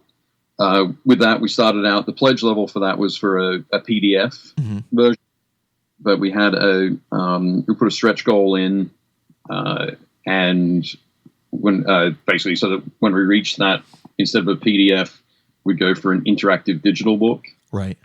Like an EPUB or a Mobi book, so that we can put things like little video clips, or we can have model spinners, or sort of swipe throughs to show extra views of a particular squad of models. Oh, that's fantastic. That's so, fantastic. We reached that, which was super cool. So now I have to learn how to do that, which is going to be pretty cool. But the book itself, originally I was thinking around 100 pages. But for stretch goals, I've been adding new projects to it. So when I say new projects, I'm looking at a particular army that I've worked on and focusing on some particular aspect of it. So for those, we're adding an extra 6 or 8 pages per project. Nice. So at the moment, it's probably up around 140, 150 pages. Oh, man, that is great. Right? So it's really nice to be able to increase the size of the book, which is super cool. And what was I going to say? There was, the PDF that you mentioned is for an army that isn't going to appear in the book. But I wanted to give that impression of, it's like, here's a sample chapter. Here's what a chapter could look like. Conceptually, yeah. Yeah. So I know I could take that and put it in the book, but I'd rather that be sort of out there and free to the world kind of thing. So, gotcha. And we use the book for other projects. So gotcha. Well, Dave, I mean, I'm so glad it's already funded. I'm super excited to get my copy when it's available. What do you think in terms of delivery? What's going through your mind right now in terms of how long that will take? It's going to take a while because this is it's something that I'm sort of working on almost exclusively myself. So at the end, I'll have a product that I'll be able to say, okay, from concept through to completion, I've worked on every aspect of it. Right.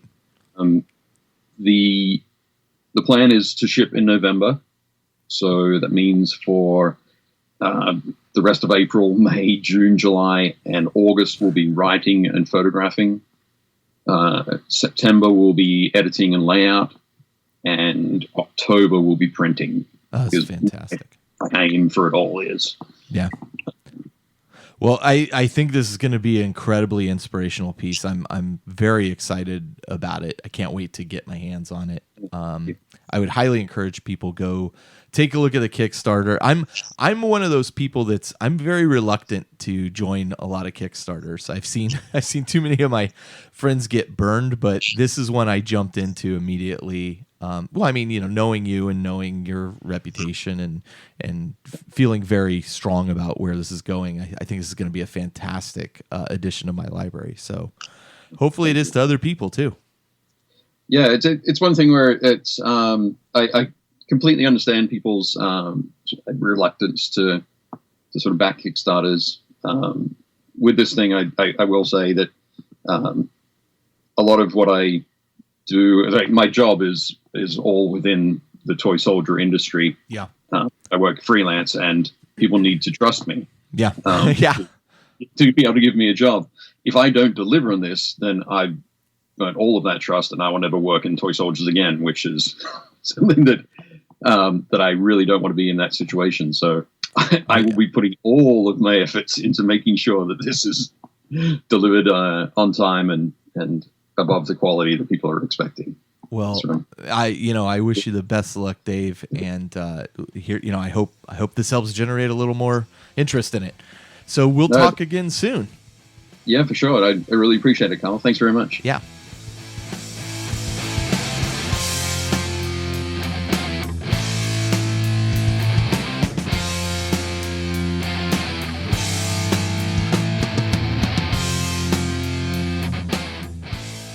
So I am now joined by Adam of Tabletop Minions. Many of you are probably watchers of his YouTube channel. Welcome, Adam. How you doing?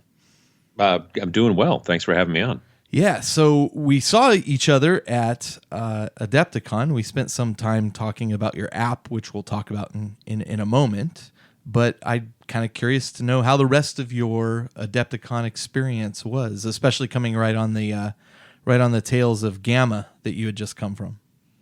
Yeah, no, Adepticon was, as always, great. I say it all the time on my channel that it's my favorite convention. I've been going to Gen Con for years. I went again last year. I've been going to Gen Con since '92, and then I kind of missed maybe 2 or 3 years on and off across that time, but I didn't go 2 years ago. I went this last year because it was the 50th and I was at the 25th. Yeah. And I wanted to kind of bookend that, but I don't see myself necessarily going back to Gen Con for a while. I mean, as a wargamer and as a wargamer primarily, it's not it's the least represented of the 4 genres there at the convention. And so it's just, it's a great, huge convention. And I think every tabletop gamer should try to go. But for me, Adepticon's the way to go because for me, it's a lot closer. It's like a 3-hour drive, which is really nice, and then it's also just one of those things that, it's just like every place I turn, somebody's playing a game much like the types of games that I like to play. Right. Whereas when you go to, a general convention, there's CCGs, there's RPGs, and there's nothing wrong with those things. But my main focus is obviously tabletop wargaming. So that's why I love Adepticon. This year, it's interesting you say that. Let me interrupt you just a second. I'm sorry, but it's interesting that you say that because I had been discussing potentially skipping Adepticon and going to Gen Con next year, as I'm finding myself kind of. I spent a whole lot of vacation last year, and it's just catching up at this point. And so I'm kind of figuring out where I want to go. And I've talked to a number of people about Gen Con, that it's a fantastic convention. But the more I talk to them, the less enthused I actually became about it, even though I'm kind of into role-playing games and that kind of thing. I feel like at conventions... war games are so suitable to conventions because role-playing games can be so specific around the group you're with and are they on the same wavelength and that kind of thing. Whereas a war game, we can sit down and have a common set of understanding of the rules in theory. Oh, in theory. Yeah, exactly. Yeah, in theory. But I mean, it does seem like if you're going to sit down and play a game of whatever, wargaming related at a convention, you generally, there could be some rules understood slightly differently and things like that. But I can't imagine, and I haven't played D&D in a long time, but that was my first game back in 5th grade that wasn't, Life or Sorry or Monopoly. Right. And I can't imagine playing a role-playing game with a bunch of people I don't know at a convention. Yeah. Obviously, a lot of people do it. Yeah. But, man. Yeah, but I think for me, it's such a specific experience where this is where I'd leave it. I've had way more successful war game experiences at conventions than I have role-playing game experiences at conventions. For me, role-playing games are with close friends and that kind of thing. So it's interesting to hear you say that because the more I've been thinking about it, and after spending such a very successful time at Adepticon this year, I feel like, man, I have complete fear of missing out Adepticon next year. Oh yeah, no, definitely. And the thing with Gen Con is it's so expensive, and the hotels are so difficult to get because there's 62,000 people trying to go to this, to this same convention that happens in basically one building. Well, actually now it's 2 buildings because now they've kind of taken over most of the Lucas Oil building where the Colts play. So yeah, but Adepticon, is. Yeah, that's still just my favorite out of any convention, really. And it it did not disappoint again this year. Yeah, I would agree. Did you have a good time? I mean, did you play and stuff? I had an amazing time. I think one of the bummers for me was interesting. Speaking of role playing games, I was very much looking forward to playing. I had signed up for some Call of Cthulhu games, and they were canceled. I guess the individual who was running them couldn't make it out of the East Coast. He got stuck in the snow situation. There was a lot of snow. Yeah. So unfortunately, I didn't get to do those, which is kind of the main thing I'd signed up for Saturday and Sunday. But I mean, as a result of the show and that kind of thing, I met multiple people. I got to play a few games of 40K, and I got to try out Dark Age with, or watch Dave Taylor kind of walk me through how it's played while he was playing his friend. And so I had such a great time with all of that, and the socialization aspect. I mean, you and I spent a bunch of time kind of chatting late one night with a group of people, and yeah, it's just, for me, that's what those events are all about. And I often tell people, don't overload yourself with events. Like, don't fill up on, I'm going to do 8 hours here and then followed by 4 hours. And then I'm going to do this, because you're going to miss out on all the social aspects of it. Yeah, absolutely. I've got friends who get into big, I've got a friend who got into a big, X-Wing tournament, and he was there for like 10 hours. And I'm just like, man, you gotta, because I mean, like the night that you and I and Justin sat and talked, and we also talked with Vince Venturella and Tom, we were sitting there, and just before that, I had been in the bar that's just like right near there, and I was talking with Ronnie from Mantic and Martin and those guys and everything, so it's just fun to kind of be able to go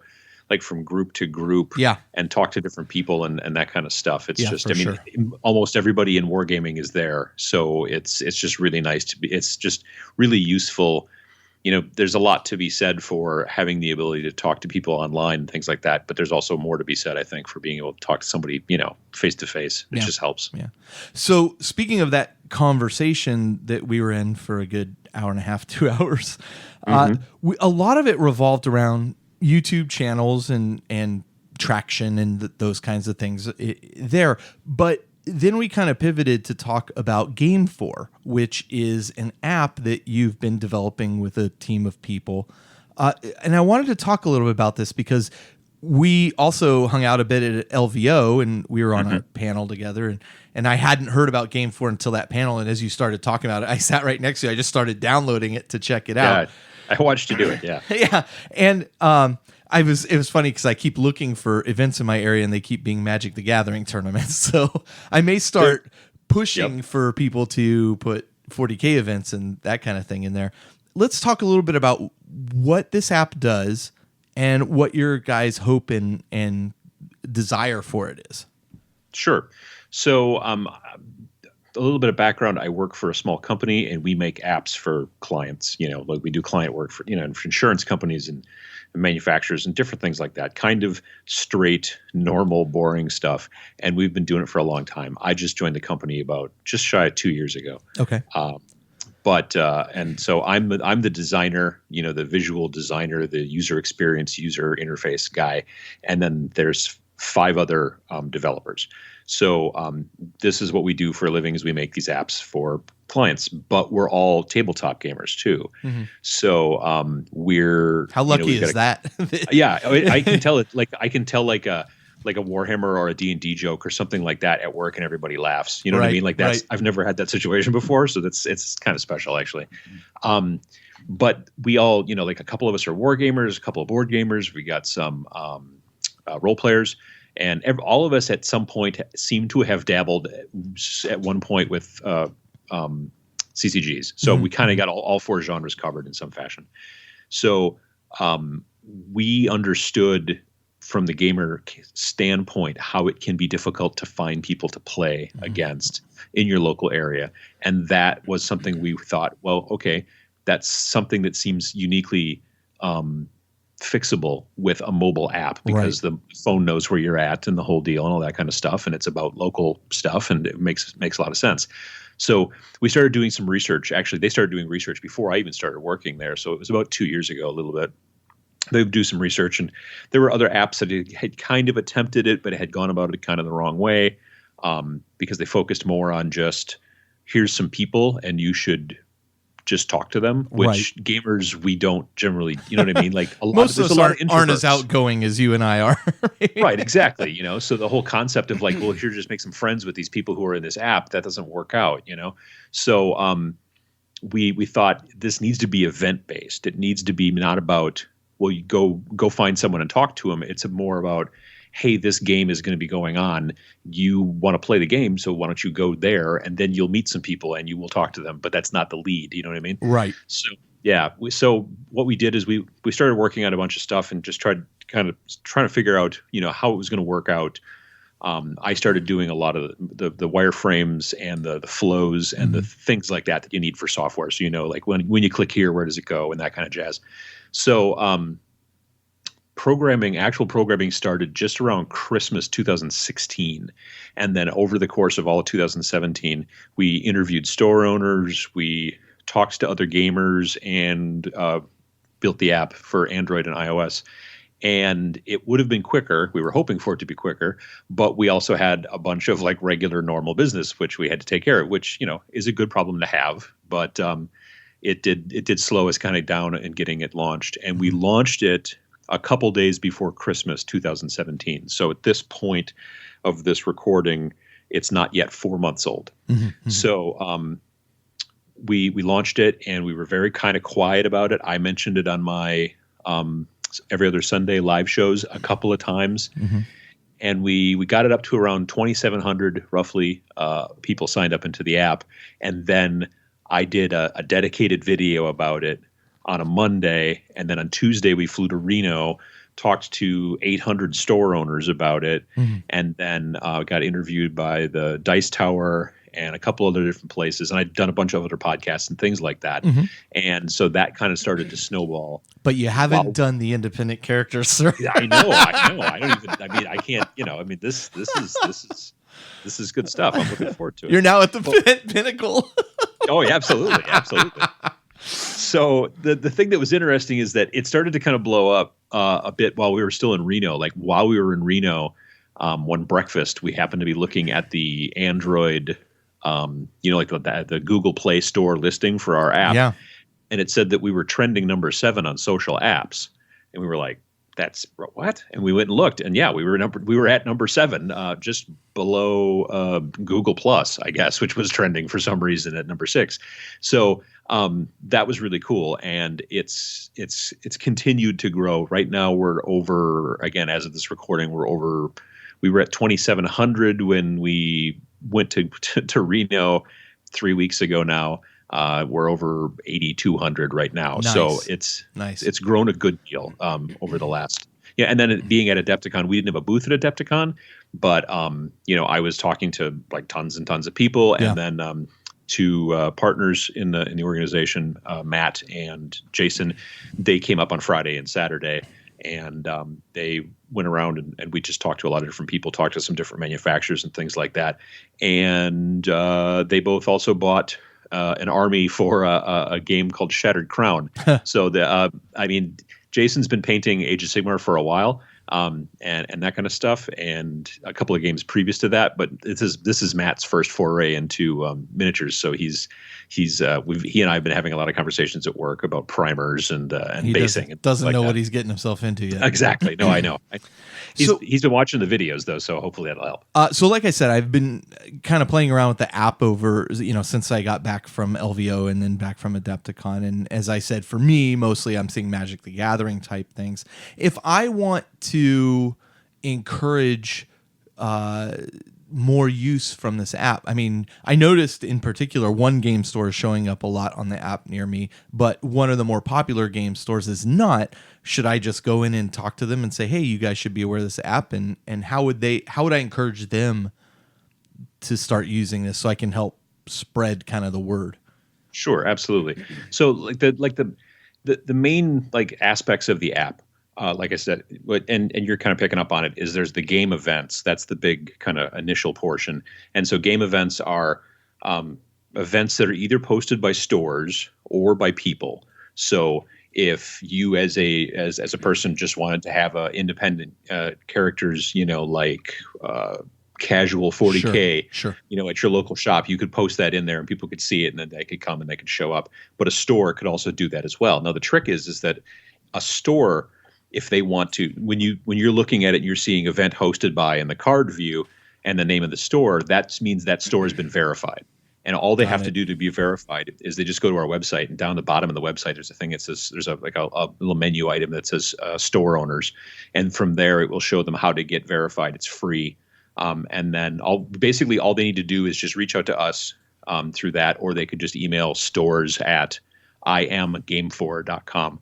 And then they would we go and look at their Facebook or their website or whatever. Just to validate. Exactly. Get the phone number, call back that phone number to make sure we're not, getting someone messing around, and then set it up. And then they can then post things into the app. And for stores, there is actually a web-based portal. So they're not having to put in, Friday Night Magic and type with their thumbs on their phone. They can, gotcha. Right. They can do it through a laptop or a desktop, and they can set up recurring or repeating events, and they can do a lot of different things. As a user, you can go through that list. You can filter. Like if you don't want to play anything except for war games, you can just down at the bottom click off, CCGs, RPGs, and board games, and it will only show you the local war games. You can also change the radius for the search. So if you're willing to travel 500 miles, you can do that as well. Right. And then, so to basically, if you talk to a store and say, look, this is free, and you can get your events in there so that people near you can come to your Friday Night Magic and come to your Thursday night board game or whatever, that kind of stuff.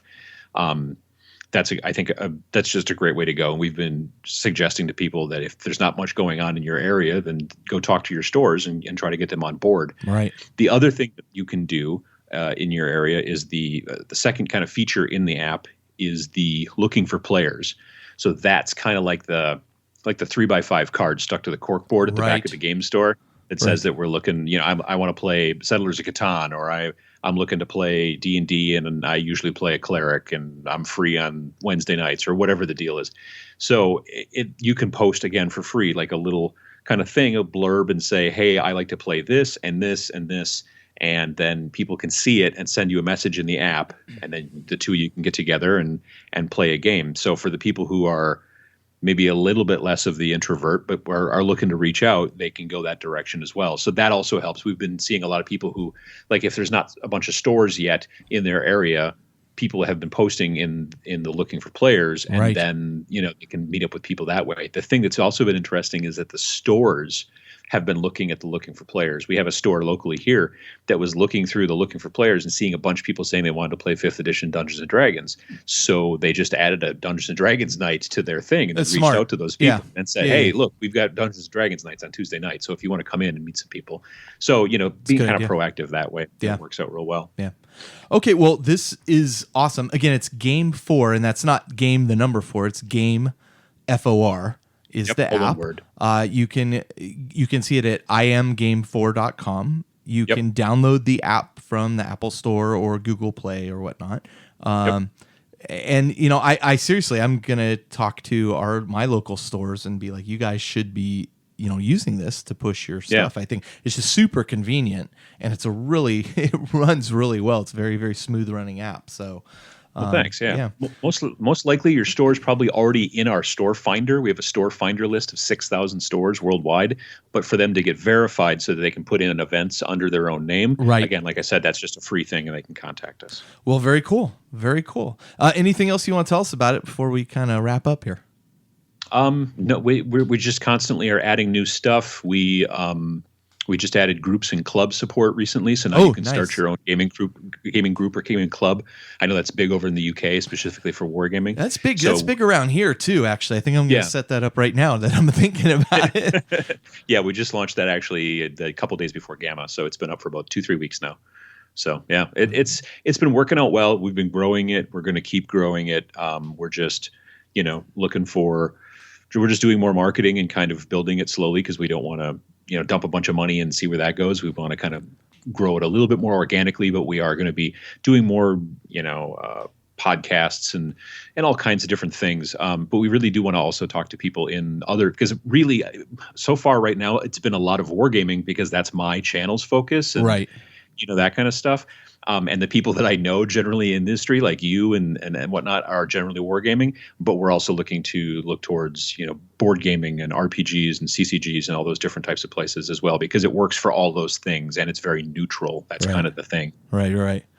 Well, Adam, thank you so much. It was great to see you at Adepticon. I'm probably going to see you next year at Adepticon. The more I think about it, and I'm also it was looking good to at see Nova you guys as well. Yeah. So take care. All right. Thanks.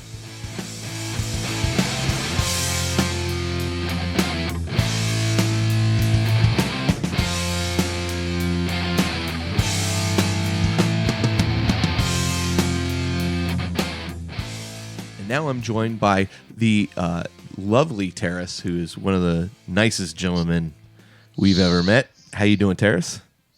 Great. I don't know, lovely, maybe nice, but lovely. I think aren't all Canadians just lovely? Lovely. Perhaps.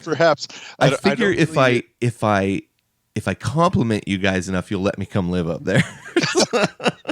You're always welcome. I've checked what it takes to migrate up there. I do not qualify.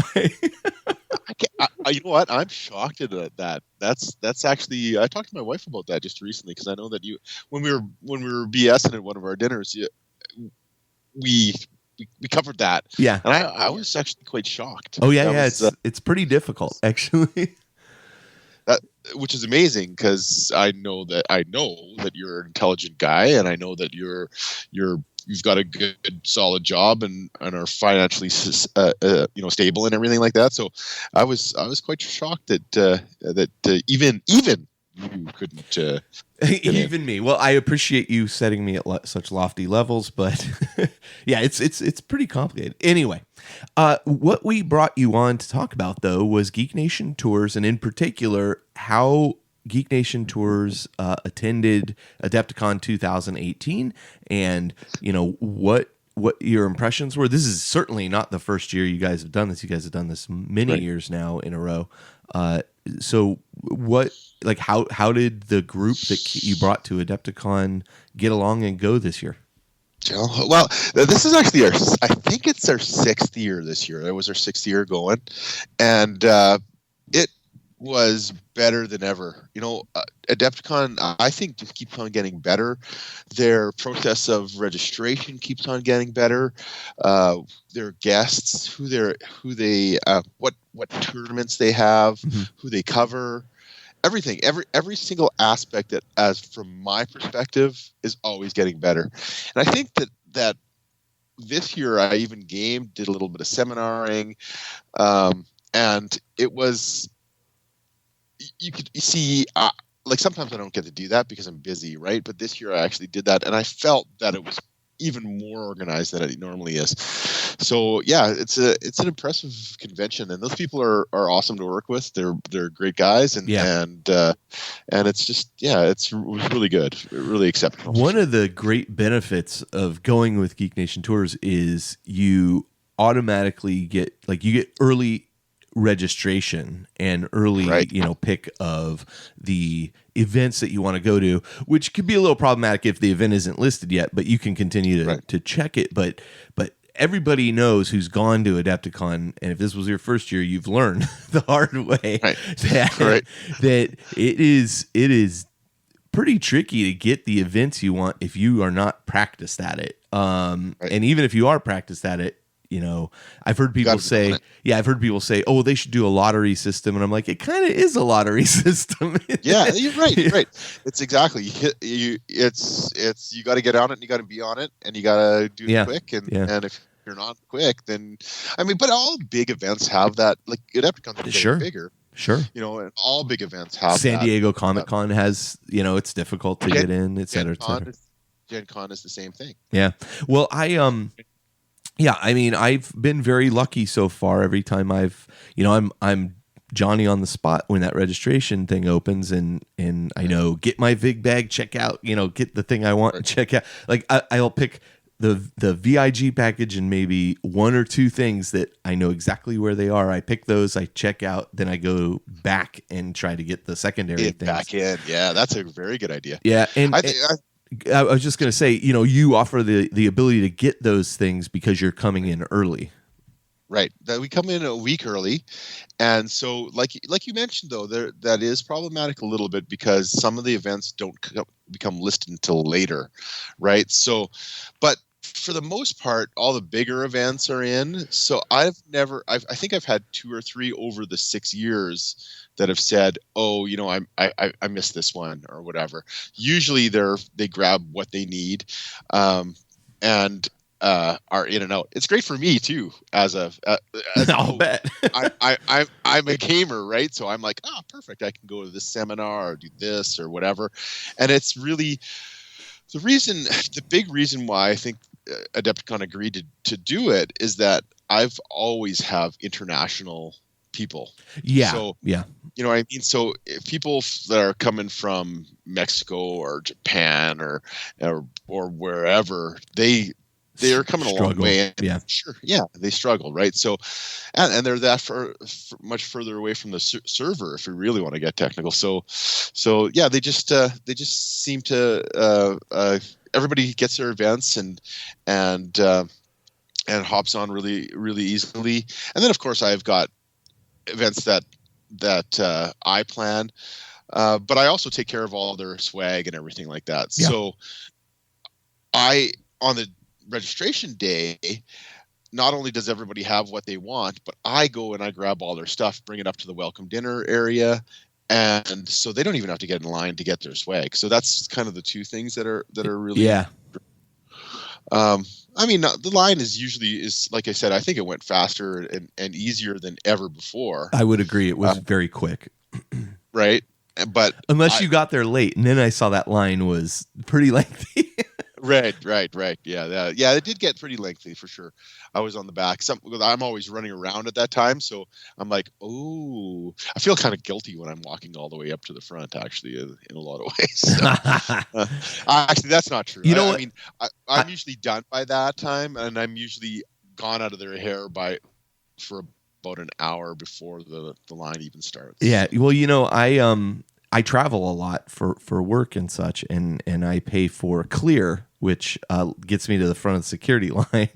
And right. I always feel kind of guilty, when they walk me up. I'm like, thank God they walk me up to the front of the line. So yeah, that's right. No one's gonna beat you up or anything. Yeah. Anyway, So what other things does going by way of Geek Nation tours to Adepticon offer the people who've signed up that way? Sure. Well, I think the first thing to talk about is like what the vision of Geek Nation tours is, because really it influences all our tours. But it's kind of migrated to going to a cool geeky place, to going to a geeky base with like-minded people. But now it's kind of going to a geeky place to create a community, a mini community. And my goal is to make it feel like Cheers when you're there. Okay. So everybody knows your name. You walk in and you've got instant friends, and you get to talk about exactly what you love about whatever geeky thing that is. And this particular thing, it's miniature wargaming. And so you walk in and everybody around you has the exact same interests as you. And they're vocal, and they'll talk to you about all that stuff. They love what they do, and that's why they're on the tour, because they want to be on the tour. They want to make sure that they get there. They want to make sure that they can express their love for the hobby and for the gaming and everything. And so that's the biggest thing we do. We bring people together, and eventually everybody's friends, and that happens like within 5 minutes. Yeah. It's amazing to watch. Amazing to watch. But that is the biggest thing, is that everybody eventually. I had one of my guys walk in late today, and everybody shouted his name. It was like Norm, like in Cheers, Yeah. They shouted his name when he came in, and it was awesome, And that's the kind of atmosphere more you're maybe going for. philosophical atmosphere I'm looking for. So, yeah. But other than that, I mean, there's lots of what we do. We take care of. We have a welcome dinner. We always have a big guest. This year we had Games Workshop. We also had the Nerd Herders podcast come by, and they helped run my games on the welcome dinner. And we played Necromunda all the way through. Oh, nice. So that was it was really, really great. Got some great news about next year. We've got the crew from Blood and Plunder coming, so we're going to have ship to ship battles and hang out together. Those guys are super nice too, aren't they? Yeah. And they'll come in costume, so it'll be a big pirate type of event, and I think I might try to get somebody to serve rum, and I think it'll be really a lot of fun. And yeah, I think they are great guys, so really excited about that. But so that's what we do on our welcome dinner. So that's one of the things that we offer that way. But we always have other events. We always make sure that there's certain things that are covered that people get kind of exclusive access to, like our guest at their welcome dinner. Another one that we do is this year, and I think for the foreseeable future, we have James Wapple giving us an exclusive painting seminar. So what does that guy know? Yeah, I know. Well, that's great because he doesn't teach anymore at Adepticon. Right? Yeah. So it was him and I talked for a long time, and he you could tell that he really, really wanted to do it. And I said, well, okay, let's set it up. And it was awesome. This year we went through it, and again, I'm there too, learning as we go. And his processes of painting are just like kind of mind blowing. You know, when you go to a seminar and you kind of walk out of there and going, my life has changed. You know what I mean? Yeah. Which my hobby life has changed. You know, it's almost an epiphany. So yeah, he's you know what? Another really, really great guy, really super nice and humble and nice human being. So we do that, and then what else do we do? Yeah, you do the podcast dinner, which was kind of fun. Oh yeah, that's right. You and I get together. Yeah, that's the same night. That's the night. So I bring a whole bunch of podcasters together, and basically it almost turns out to be that there's a almost even amount of podcasters to tour event. It's getting a little ridiculous. Yeah, it is. It is. Yeah. But I think that's has to do with my whole vision of trying to get the community together. Sure. Right? And community. So you sit down and you're almost inevitably going to be sitting down with a podcaster, and that just everybody starts to eat together. And you might have heard these people on the internet webs, but sometimes you forget about humanity and how people are just human, right? I mean, you discuss that every once in a while. People are kind of almost nervous to come and talk to you and that kind of thing. We try to get rid of that. And so you just sit there and talk to the people that are, again, clearly interested about the industry and the hobby because they have a podcast dedicated to it. So I think it's really important to that whole vibe I'm trying to create. Right. So, and I get to visit too. I mean, you and I spent some time. Yeah, for sure. Which is really awesome, because that doesn't happen all the time. Both of us are super busy usually at Adepticon, so it was nice to just kind of hang out. So you can see the net gain here for Teras, right? Yeah. Well, I need to take a lesson from your playbook there, because I organized this thing called Geek for my friends that I stole from Loopy, Adam Fasselt, the name of it. Oh yeah. But we go rent a big house. Like this year, we're renting a house up in Truckee. It's something like 6,000 square foot house, and we get 20 guys together and play board games and stuff all weekend. And I always set it up like I get the place, I organize where everybody's staying. I usually do the food, but I parse that off to somebody else this year, and I never take advantage of my friends, and I should. Right. I should be. Yeah, right? I organized everything. Well, you know what? Honestly, Carl, this takes years to get to that point. Like that's it takes years to. That's another reason. Years to get to the point where I'm taking advantage of my friends. Yeah. This tour has been around for I think 6 years, so it runs pretty smoothly. Yeah. I still have to run. I'm still always busy, still always running. But when we sit down to dinner, there's nothing I can do, right? There's not. It's all done, right? Absolutely. And there's nothing to plan for tomorrow. There's nothing to do for the next day. So I get to enjoy it, and I do, and I love talking about miniatures, and I love talking about gaming, and so what's awesome about it being so kind of an older tour is that it's there. My mind isn't elsewhere a lot of times, right? Which happens. You've got it down now, yeah. Right. right? And that's what happens when you're just starting out and creating something like this, because you're always always worried about whether the next thing's going to work out. Right. And that takes a lot of energy and thought, and usually takes time. Right. So, and time is our great enemy here on this planet. So, it's important to take advantage. And that's another thing that we do, is to make sure that your time is valuable.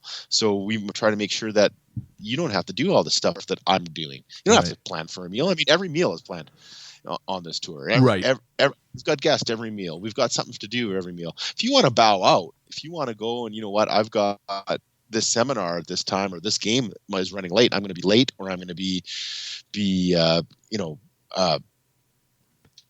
I'm not going to show. Right. And that's awesome. Right. We want you to geek out as best as you can. Right. But, everything is planned. So if you want to participate, you can take advantage of everything every night. Right. I mean, even Saturday night we escape the convention center also, because I mean, Thursday night we go out to the Ram, so we're off property, and Saturday night we go bowling. We go to level 257. There's arcade, video games, Pac-Man, and everything old school stuff. And then there's a beautiful bowling alley. Mm-hmm. And we bowl, and which is great, because just that, I mean, bowling's not a huge physical activity. Anybody can bowl. What are you talking about? It's a sport, and it's requires endurance. That's right. People train for years. Well, they do. They do.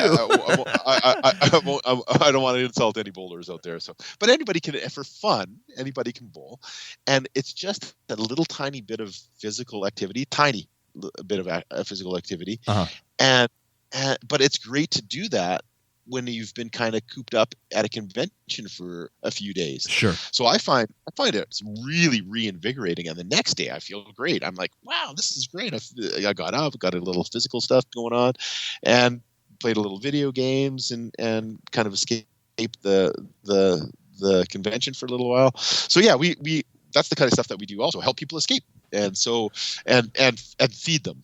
Yeah, we usually feed them well, so that's always a nice thing too. So that's so it sounds like it was very successful this year. It was. I agree with you. I think Adepticon was bigger and better than ever this year. I had been talking about skipping it and going to Gen Con next year, but now after having gone, I have this huge case of fear of missing out. And so I think I'm definitely going back next year. It's just too much fun, and I've got too many friends there now for me to, skip it. So I think I'm just doing it and skipping Gen Con. Gen Con's an animal in itself. Like, we have a tour to Gen Con too, right? Yeah, and we take care of a lot of stuff. So it's definitely different vibe. I love those people at Gen Con too. Those people are super great to me. They help me at every level. It's an exciting thing. There's lots to do. There's tons. You're right in the middle of the city, so it's a kind of convention town. So it's a good convention, but they're different. Yeah. Well, after you and I spent a bunch of time talking about it, like, I kind of realized maybe that is not my speed. I'm glad you and I talked. Yeah. Me too. But it's a different animal. It's definitely, if you want miniature wargaming, this is the one to go to. This is a really great one. Which reminds me, there's one last event that I'd like to talk about, is that our industry leaders night. We always have guests at our industry leader night. This year, we had Mantic, we had Anvil 8 Games, we had Red Republic Games from Arena Rex, Osprey, just a whole and Gale Force 9 and Battlefront Miniatures. Yeah, just a whole bunch of guests that come by. They do a Q&A. Through dinner, we have a nice meal. We get to visit with designers and company heads, and then we game with them. So again, I'm trying to promote this human element to our industry. That even the people that are creating the games are human too. They're even if we talk about GW being this this mammoth company. these people are gamers and excited to be about their game too. For sure. These people are, you know what I mean? They're hobbyists just like us. We get to have this. Oh, look at it. We create this entity for these companies, no matter how big or small. And I try to dispel that. I say, you know what? These people are they're just all people. Human. Yeah. All human, and they love what they do. They want to make sure they bring you cool stuff to play. Yeah. You know what I mean? So just keep that, keep that in mind. And then in the industry leaders night, we game with them, and you really get that feel. You're like, wow, yeah, these people are approachable. I can talk to them about anything. I hear conversations that have nothing to do about wargaming, and that's exactly what I want. That's the goal. So yeah, it was really successful. So we're running a bit long, but I want to cover a couple other things. Let's talk about the UK tour that you have coming up, which has kind of shifted dates a number of times. Right. Yeah, we shifted. We're trying. You know what? I've had a really hard go trying to put my finger on the UK tour. It started out going to Games Day in the UK, right. So and that doesn't exist anymore. So I had a hard time figuring out exactly kind of a theme for it, and that's why I think I shifted it a little bit. So. But I think I solved it. So what we're doing is we're going to April 2019, and we're going to be going to Salute. I think that's an awesome event to go to. Yeah. Absolutely incredible. Have you been? Oh, twice. Yep. Oh, okay, good. Because this is the UK's premier event, and I've never been. So again, you're in for a treat. Yeah, and you get to see miniature companies that you just don't see at Adepticon, right? Like that kind of thing, and just a good show. Tell me why.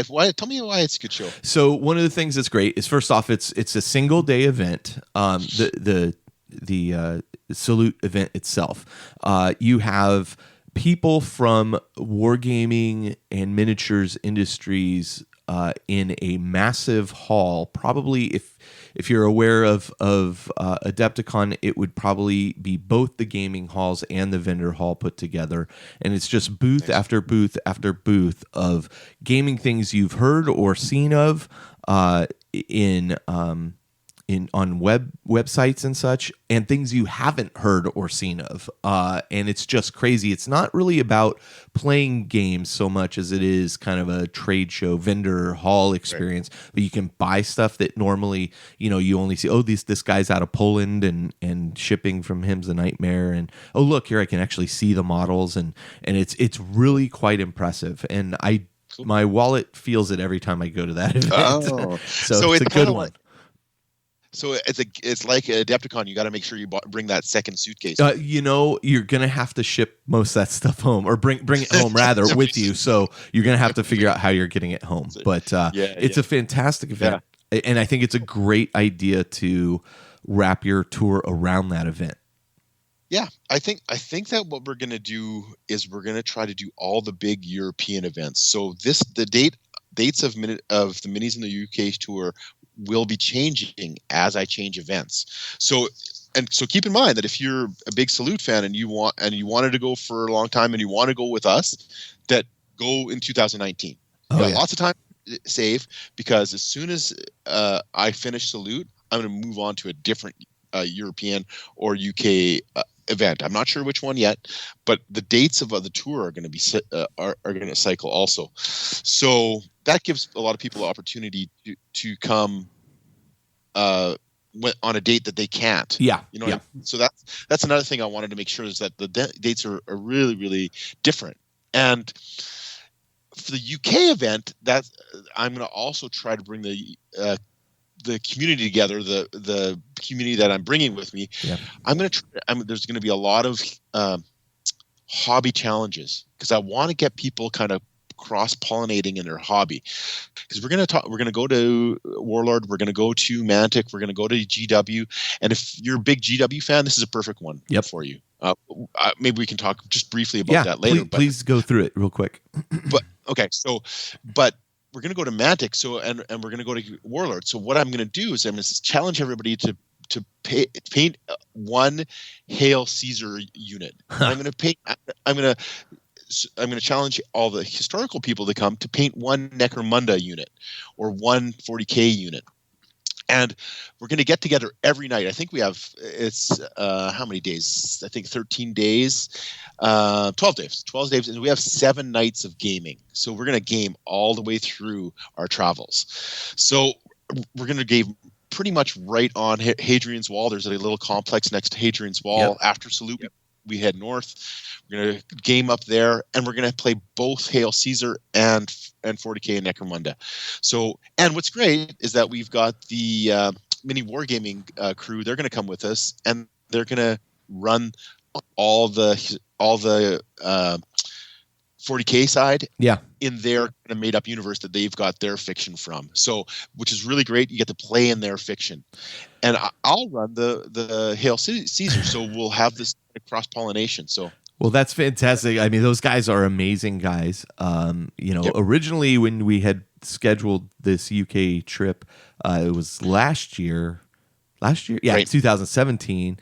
But, as times have changed and things have shifted and work is busier than ever for me, I've had to bow out, unfortunately. But you never know. April's a time that I may be able to... if we get enough people on, then maybe we can slice another guest on there. We'd love to have you. Worst comes to worst, maybe I'm traveling for work at the same time and kind of bounce over to Warhammer World or something. Yeah. Or Salute if you're in the neighborhood. Yeah, that would be great. I don't know if I can. I wonder if I can pull that off. I would love to. And well, you know that you're always welcome. Well, I really appreciate it. I think it's going to be an amazing tour, to be honest with you. And if people aren't taking advantage of it, I think they're, a while ago I did a post on our website about, because I hear these people always say, oh God, I wish I could go to Warhammer World. And I'm like, you can. It's actually quite affordable, and it's, if you budget correctly, you can do it. And this is an opportunity to, if you're going to go over there and it's going to be your one trip to the UK, like, this is the thing to do. Right. Well, that's the thing. I like to, again, make sure that everybody, their experience is really important for me, right? So their war game, we're going to go see some cool stuff. We're going to go see Hadrian's Wall. We're going to go see York. We're going to go see some really, we're going to explore London, but we're going to always do that in a miniature wargaming geek way. So you get all these cool experiences. You get to go down to Dagon Alley. Yeah. You get to, do all that kind of cool stuff, but you also are going to be looking through it as a wargamer, and then we're going to game at night. So we do all the kind of traditional stuff. We're going to have, when we're on Hadrian's Wall, we have some cosplayers coming. So I won't call them cosplayers. That might be insulting. Not to the cosplayers, but to their historical reenactment. Reenactment guys. One's going to be dressed as a Roman legionary, and the other one's going to be a Celt warrior. So that's amazing. There's going to be some cool stuff. Yeah. And we're going to go to places that we haven't before. We're going to go to War Games Foundry, for instance. And that's kind of where, in a lot of ways, how the industry started. Hopefully we can talk to Brian Ansell when we're there. Certainly his son is going to show us around. We're going to have a great lunch there. We're going to game there. Great dinner there, and we're going to game there. So all through it. Now, here's the things that I want to make sure that I tell everybody, though, because I'm really super excited about this. Both the Perry twins and Warlord Miniatures, John Stollard, have been integral in making this tour happen every year. Like, every time we go, it's a lot to do with them. They've been amazing. They're super friendly guys, and they're also incredibly helpful. And so I was talking to the Perry twins. We'd really like to stop by Perry Miniatures, right? And they're like, there's not much to see here. And I'm like, no. My guys just want to see you two and see you, like, even if it's just a bunch of boxes. And they go, yeah, we get it, but we don't want to do that. I'm like, oh, okay, that's fine.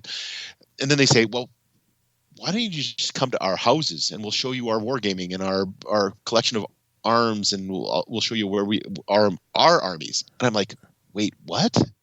So we're going to go to the Perry twins' house. Oh, wow. That is really cool. Isn't that crazy? That is really, really cool. Yeah, so and so a little bit of history, a little bit of miniature wargaming history, but also they're big history fans, and so for anybody that's been in this experience through the decades that we've been, it's a trip. It's literally a trip of a lifetime. That is now. neat. Hang on. Of course, John Stollard couldn't. He's like, no, well, if those Perrys are going to be doing that, so. One day on our day that we go to Warhammer World, we'll go to Warhammer World. We'll take a look at all the beautiful displays, and there are going to be some people that are on the tour that are more historical fans than are GW fans, right? Sure. GW fans will stay there with Josh from Mini Wargaming. They're going to continue their campaign that we've started all the way through. The historical wargamers will actually go to John Stollard's house and play on his table with him. Oh wow, that is really impressive. Isn't that insane? Yeah, that is pretty insane. Yeah, so I'm like, wow, this is a truly, for me, it's a trip of a lifetime, and I've hung out with these guys before. Yeah, and then of course we always have our trip to the Jerusalem night where I invite tons of other guests. We've had Alessio Cavatore. That's the old trip. Right? Yeah. So the old trip, we go to the ye old trip to Jerusalem. That's right. And Rick Priestley's been there, Jervis has been there, sure. Annie Chambers, the whole bit. So we bring all those guys in, and again, you're sitting drinking beer, just like our podcasting night at the Adepticon, just hanging out with people that have been that created your industry, right.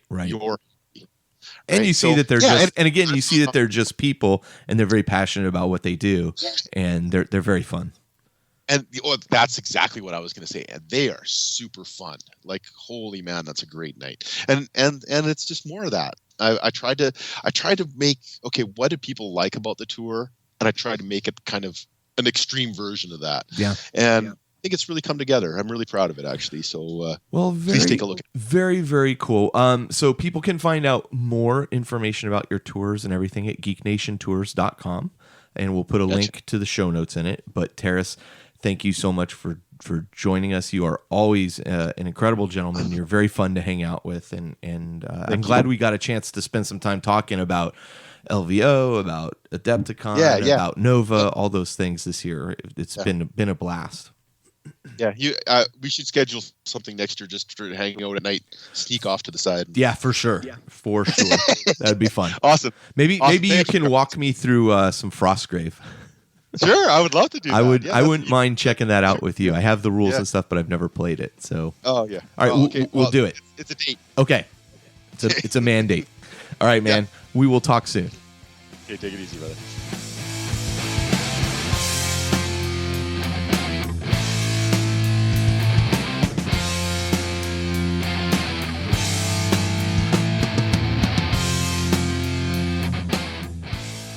All right, so thank you for listening to episode 170 of the Independent Characters. Again, can't say enough about Adepticon, and please do go take a look at Dave Taylor's Kickstarter. There's a link in the show notes to it. Just a couple days left. Yeah, just a few days left on that one, but man, this is going to be a really inspirational book that you are going to want to have on your shelf. So. Yeah.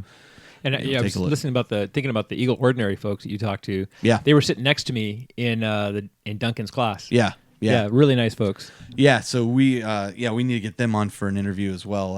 I've got their contact information now, and I think at least one of those guys we were talking. Was it you and I talking to them? Yeah, we were talking about their booth at their the booth. Yeah. Yeah, and they listened to the show a bit too. So it'd be exciting to have them on. Totally. Yeah.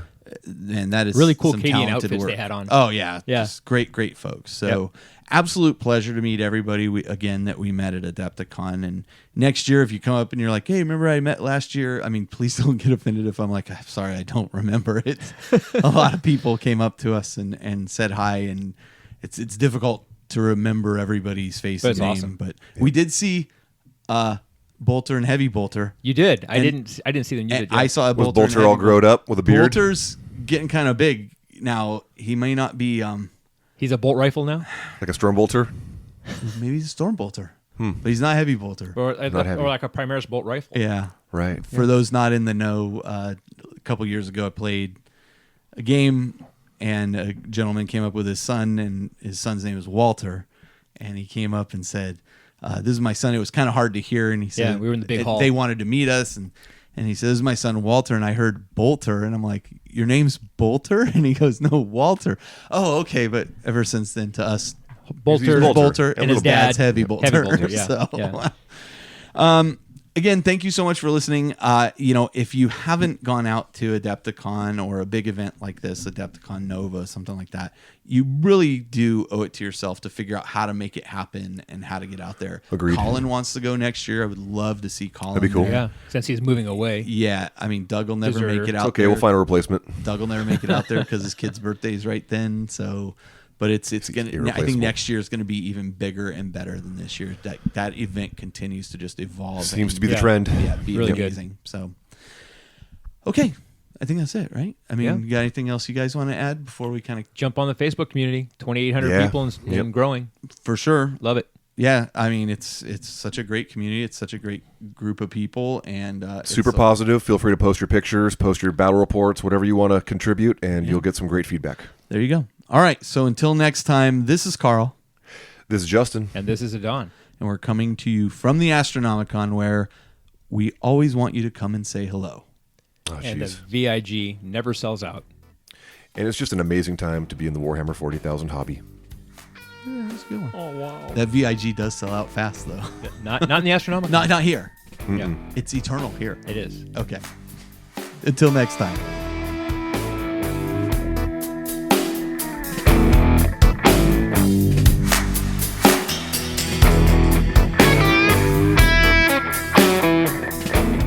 This episode of The Independent Characters is protected by the Creative Commons license. If you have further questions as to its use, you can find information on the front page at theindependentcharacters.com.